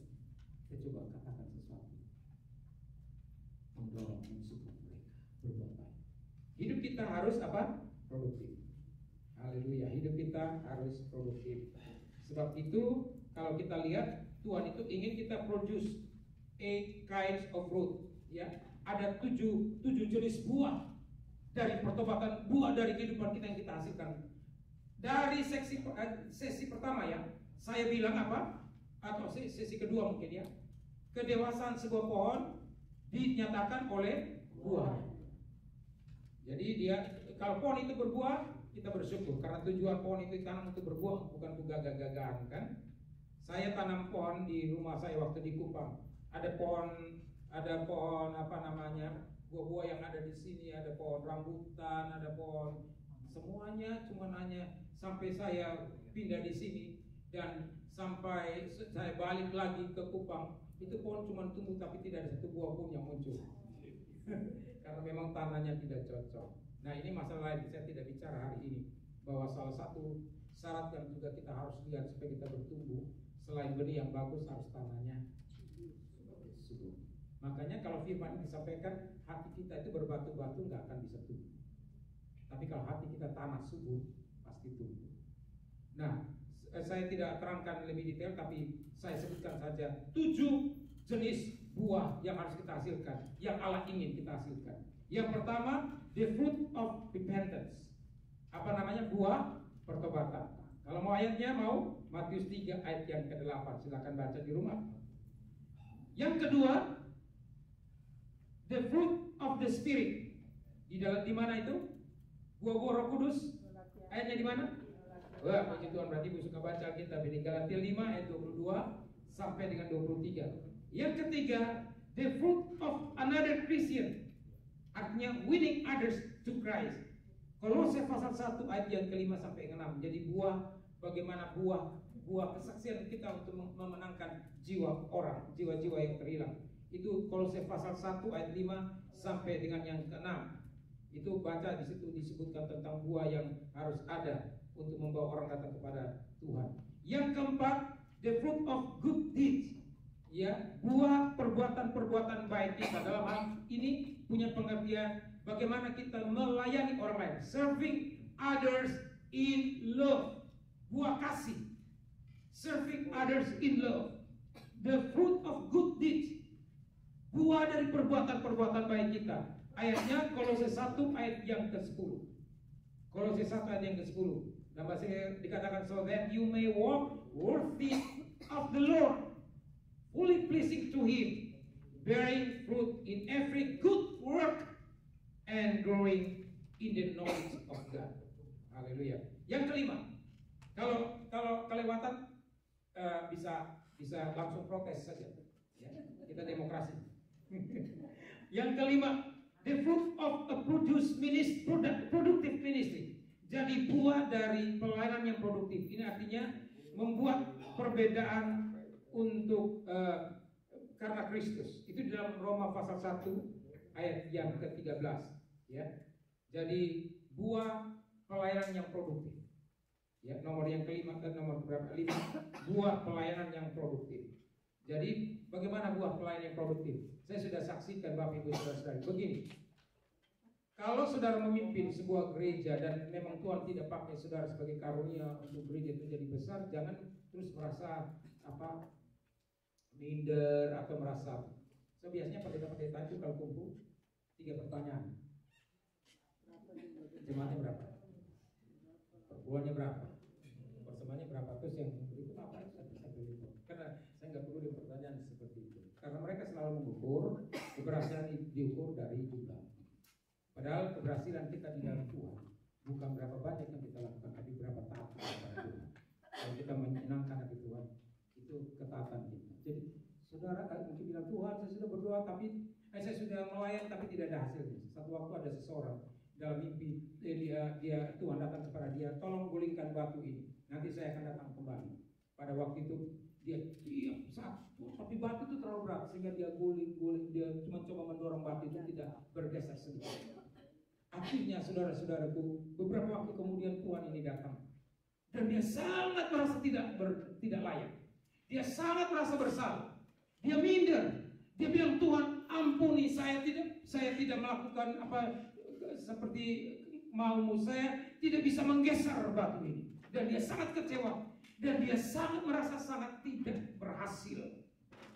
Dia udah merasa pasti dibuang nih, pasti dimarahin Tuhan. Tapi saudara, di luar dugaannya Tuhan memegang pundaknya, mengelus-elus dia dan berkata, engkau adalah hamba yang baik karena engkau sudah taat kepada perintahku. Aku tidak bilang kamu supaya buat batu ini kamu geser berapa banyak, aku cuma suruh kamu dorong. Dan selama bertahun-tahun dia dorong batu itu, walaupun tidak bergeser, itu urusan Tuhan. Lalu Tuhan bilang, nah mari bersama-sama dengan saya. Lalu digeser dan batu itu tergeser. Jadi bukan persoalan berapa banyak yang saudara kerjakan, tapi berapa tahap yang saudara kerjakan. Kita ini lebih banyak mengerjakan pekerjaan yang baik, tetapi sedikit sekali kita mengerjakan pekerjaan yang berkenan. Seperti apa? Saya bilang saya masuk ke sini, saya kemudian Pak Agus misalnya, Pak Agus bilang, Pak Agus panggil saya, tolong ya, ini tempat mau dipakai untuk khotbah hari ini. Tolong kamu rapikan kursi. Oh baik Pak Agus, saya bilang. Tapi kemudian saya lihat, kabel-kabel masih berserakan di mana-mana. Lalu akhirnya saya ngurus kabel, saya bersihin, mungkin ada karpet yang kotor, saya bersihin semua. Pada waktu mau dipakai kursi belum beres. Lalu apa yang terjadi? Pak Agus itu marah kepada saya. Loh, saya bukankah sudah mengerjakan pekerjaan yang baik? Membereskan kabel kan juga bagus. Karpet yang kotor sudah saya bersihkan, tetapi itu bukan yang dimaui oleh Pak Agus. Artinya saya melakukan hal yang baik, tapi bukan hal yang berkenan. Melayani Tuhan bukan soal melakukan hal yang baik saja, tapi apa yang memuaskan hati Tuhan. Tadi saya sempat bilang, tapi saya lupa menjelaskan sedikit, bahwa ketika kita melakukan sesuatu dan itu menyenangkan Tuhan, ketika kita bertumbuh dan itu pasti menyenangkan Tuhan. Tapi pada waktu menyenangkan Tuhan itu berkatnya datang kepada kita. Sebab pernahkah kita dengar Tuhan bicara pada waktu Yesus keluar dari air ketika dia selesai dibaptis? Inilah anakku yang kukasihi, kepadanya aku berkenan. Lalu ada apa? Langit terbuka. Kata langit terbuka bahasa aslinya itu artinya memberikan gambaran seperti ini. Ada benda yang berat yang tidak bisa ditahan langit ini, sehingga robek ke langit ini dan benda itu terjun. Artinya ketika kita berbuat sesuatu yang berkenan kepada Tuhan, berkat-berkat Tuhan tidak mau diam di sana, dan tidak ada langit yang bisa menahan. Berkatnya akan tercurah buat kita. Begitu kita berkenan, punya anak. Kita punya anak kan? Kita nggak tahu. Kalau anak kita menyenangkan kita, itu rasanya kita kemana aja mau pulang tuh mesti kasih dia hadiah. Udahlah, nggak usah dikte orang tua, pasti orang tuanya kasih. Karena dia senang dengan anaknya, sangat baik, sangat berkenan. Demikian juga dengan Tuhan. Ibu saudara-saudari, oke, ini kan sudah season terakhir kan? Sudah lewat. Oke, high speed. Oke, kita lihat sebentar. Hah? Oh, baru 5. Tahun depan aja ya. Tadi buat kebaikan, buat pelayanan yang produktif. Kemudian yang keenam, ini baru 2 loh, belum yang poin tadi kan baru 2. Saya bilang 8 loh. Enggak, saya akan cepat saja. Kemudian yang keenam, buah the fruit of helping others progress in the faith. Jadi buah untuk menolong orang bertumbuh atau berkembang di dalam iman. Filipi 1 ayat 22 sampai dengan yang ke-25. Kemudian yang berikut, fruit that will last. Buah yang tidak pernah berakhir. Buah yang tinggal tetap. Itu di dalam Yohanes pasal yang ke-15 ayat yang ke-16. Bahwa kamu akan menghasilkan buah dan buahmu itu akan tinggal tetap. Artinya kalau saudara melayani dengan baik, saudara, makanya ada yang berkata begini, udah meninggal tapi mereka masih berbicara. Ada kan baca di, iya kan? Iya. Bacakan di dalam Ibrani kan? Mereka sudah tidak ada lagi tapi mereka masih berbicara. Apa arti berbicara? Artinya begini.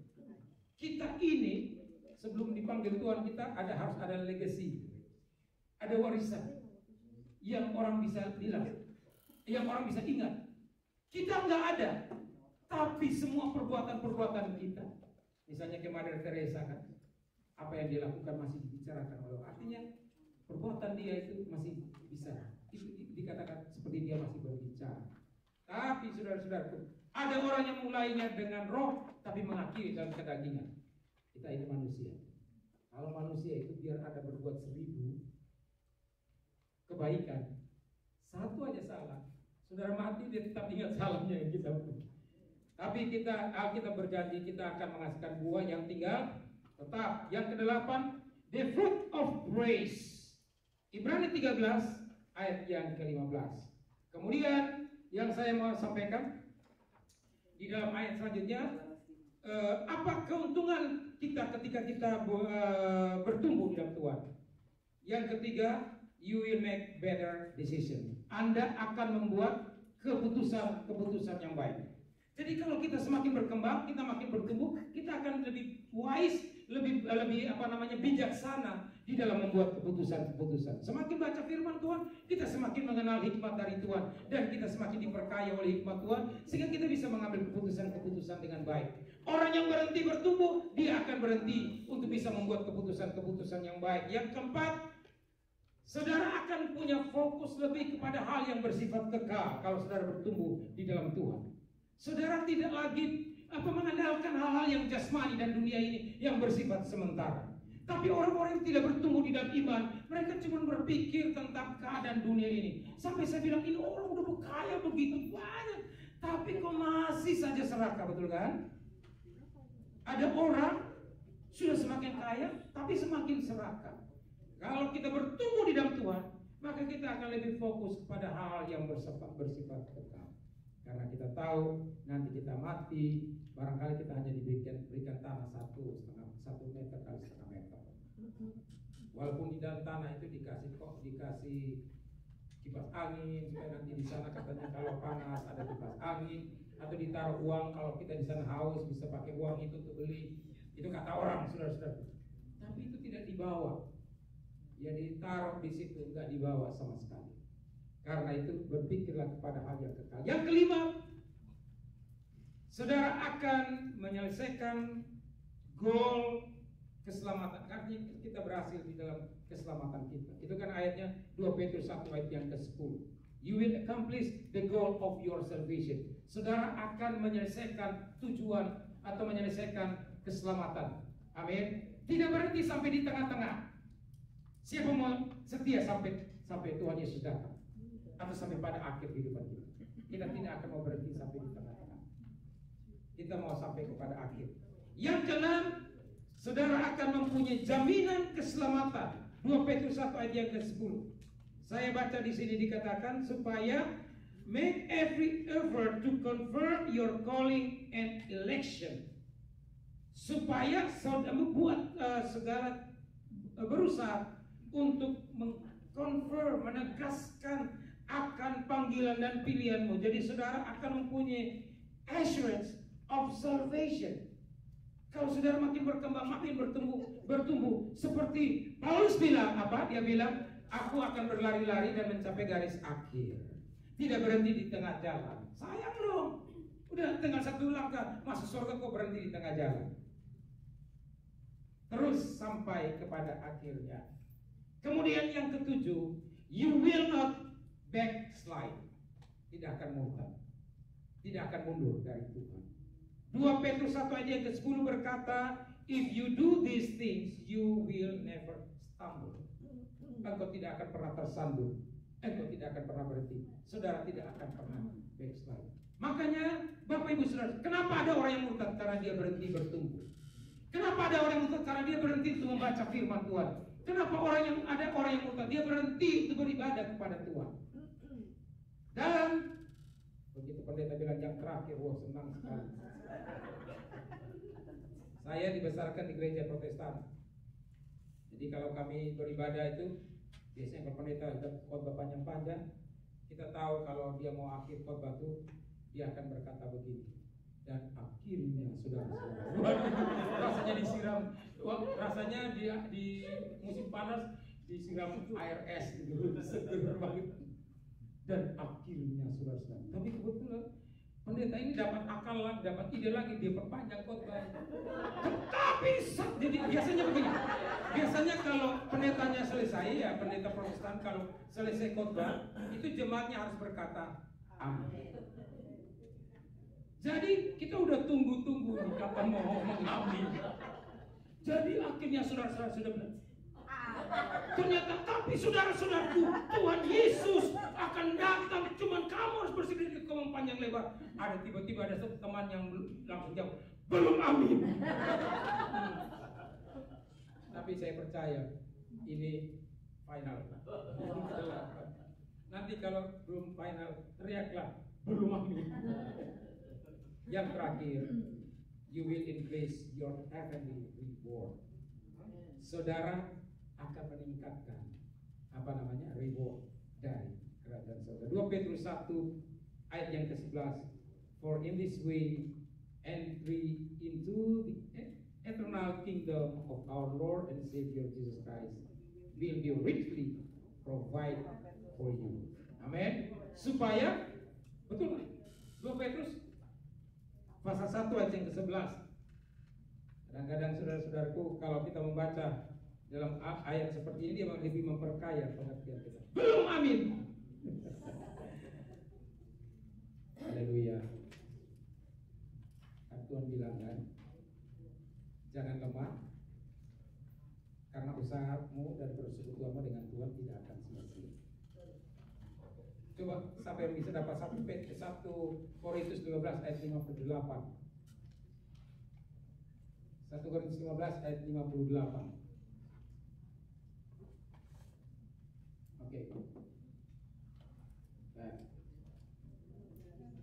Nah, ini yang ayat yang kita baca untuk penutup, dan saya akan ajak kita untuk berdoa malam hari ini. Ada spesial karena saya ingin ya.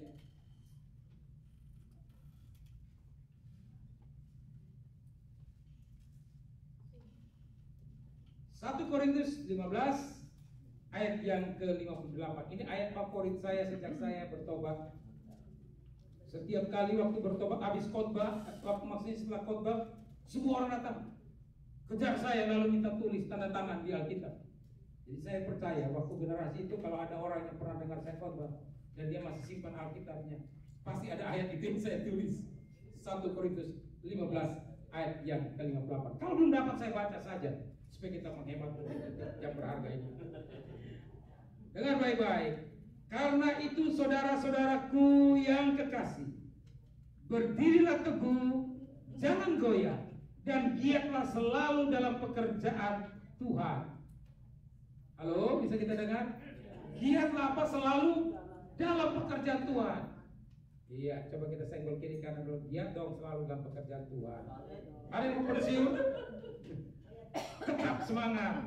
Giatlah selalu dalam pekerjaan Tuhan, sebab kamu tahu bahwa dalam persekutuan dengan Tuhan jerih payahmu tidak sia-sia.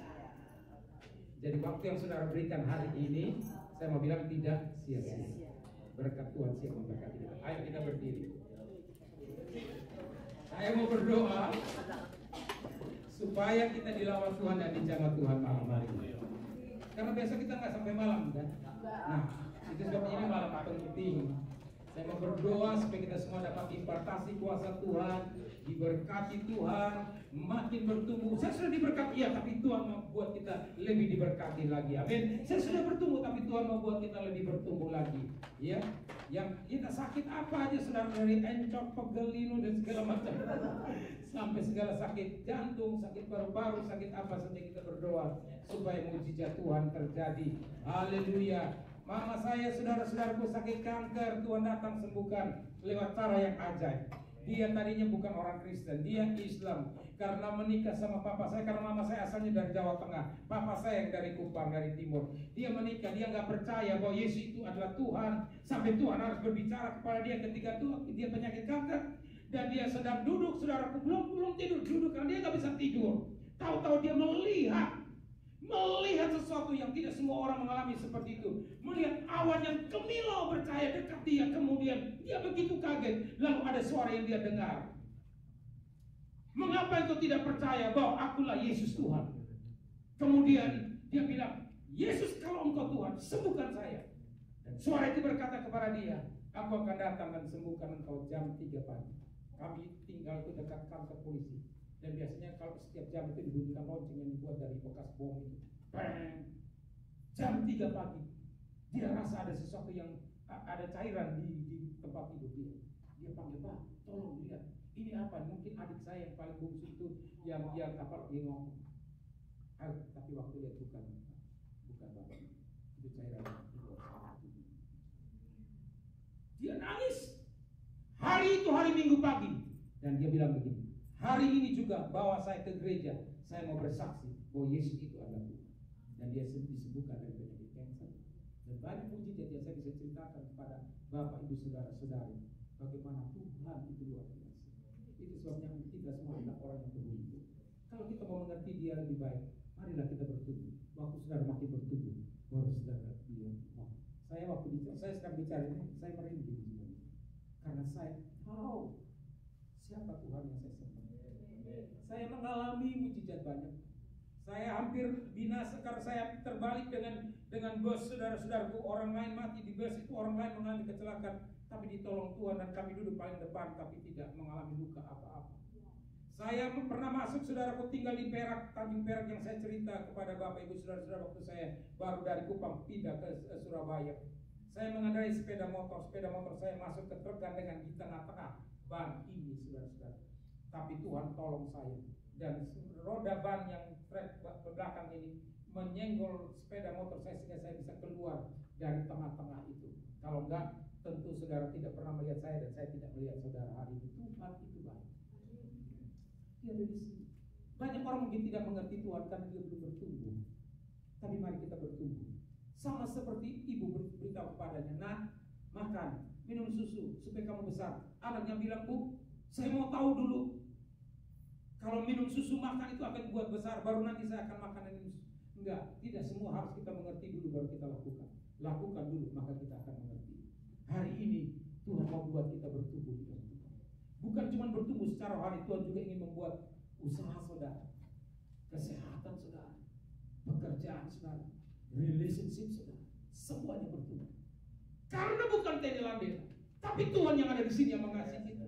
Dan dia ingin terjadi mujizat, dia ingin kita mengalami mujizat di dalam pertumbuhan dengan Tuhan. Itu sebabnya kita mau menyerahkan diri kita kepada Tuhan. Tuhan itu baik. Tuhan itu baik. Tuhan, kami ingin menerima kuasa. Ku rindukan Kau hadir di sini saat ini, Yesus. Ku rindukan Roh-Mu mengurapi saat ini, Yesus. Sekali lagi, ku rindukan. Ku rindukan Kau hadir di sini saat ini, Tuhan. Ku rindukan Roh-Mu mengurapi saat ini, Yesus. Katakan, Tuhan, aku rindu dari hatimu. Tuhan, aku rindu. Haleluya, Lord. Tuhan, aku siap. Penuhi aku dengan Roh-Mu. Ku rindu lawatan-Mu. Ku rindu Kau hadir di sini. Ku hadir ya Tuhan. Hadir ya Tuhan. Jamah kami semua, lawat kami semua saat ini. Tuhan, ku rindukan. Ku rindukan Roh-Mu mengurapi saat ini, Yesus. Sekali lagi, ku rindukan. Ku rindukan Kau hadir di sini saat ini, Tuhan. Tolong. Ku rindukan Roh-Mu mengurapi saat ini. Yes, Lord. Terima kasih. Bapa di surga, Engkau mencintai kami. Aku dapat merasakan hadirat-Mu di tengah-tengah kami. Engkau bekerja dan lawat kami. Tadi Bapak ini tadi katakan ingin didoakan secara khusus, dan saya akan berdoa buat dia. Dia minta secara khusus di dalam nama Yesus Kristus. Biar Tuhan bekerja dan melakukan mujizat yang lebih besar dalam hidupnya. Segala pergumulan-pergumulan-Mu, segala bentuk-bentuk ketakutan dan khawatir-Mu, Tuhan cabut dan Tuhan angkat. Tuhan akan memberkati engkau. Tuhan akan membuka jalan-jalannya, dan Dia tidak akan membiarkan engkau rebah dan jatuh, tapi Dia akan menopang engkau, dan Dia akan melanjutkan kasih setianya kepadamu. Di dalam nama Yesus Kristus, di dalam nama Yesus Kristus, di dalam nama Yesus Kristus, Tuhan engkau jamah. Haleluya. Oh yes Lord, Tuhan engkau jamah setiap kami. Saya mungkin tidak bisa berdoa buat satu persatu, tapi saudara terima urapan Tuhan hari ini, pekerjaan Tuhan hari ini. Yang sakit engkau sembuhkan, segala sakit penyakit, sakit jantung, sakit liver, sakit ginjal, atau sakit apa saja Bapak.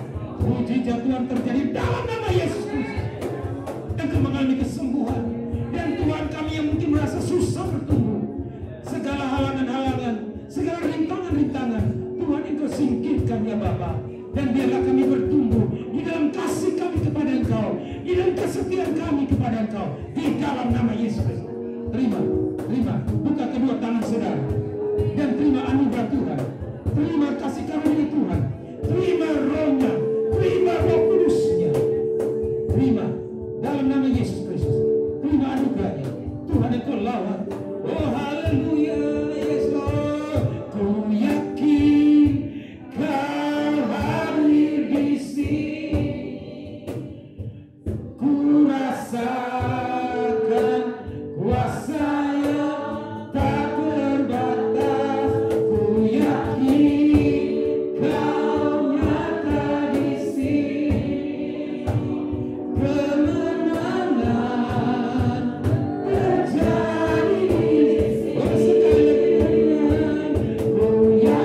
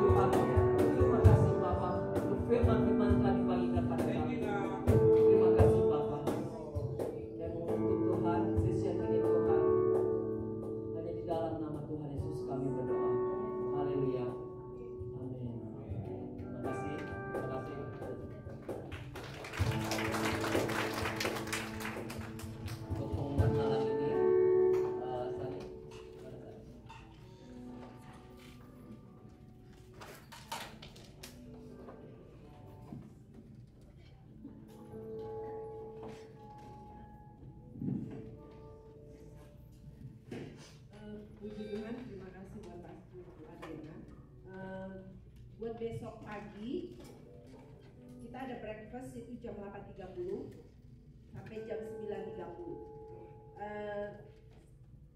Jam 9.30 kita harus check out. Jadi tolong setelah breakfast tolong bawa keluar semua luggage-nya and bring back the keys di tempat yang registration waktu pertama kali ngambil kunci ya. Jadi pulangin kuncinya di situ. Nanti akan dicatat masing-masing kuncinya. Jam 9.30 starting after breakfast. Jadi jam 9.30 kita akan start karena session berikutnya itu jam 10. Kita akan pakai, jadi kita akan ada waktu sekitar 30 menit untuk balikin semua key-nya untuk check out. Terus bisa taruh barang-barangnya masing-masing di di kendaraannya, mobil. Terus kita juga waktu lunch pas lagi lunch kita akan mengumpulkan buat seperti yang tahun-tahun lalu itu kita akan mengumpulkan tips buat untuk servernya ya, buat di lunch area. Jadi kita akan boleh dipersiapkan lunch jam 12.15. Jadi after join service jam 10 kita akan ada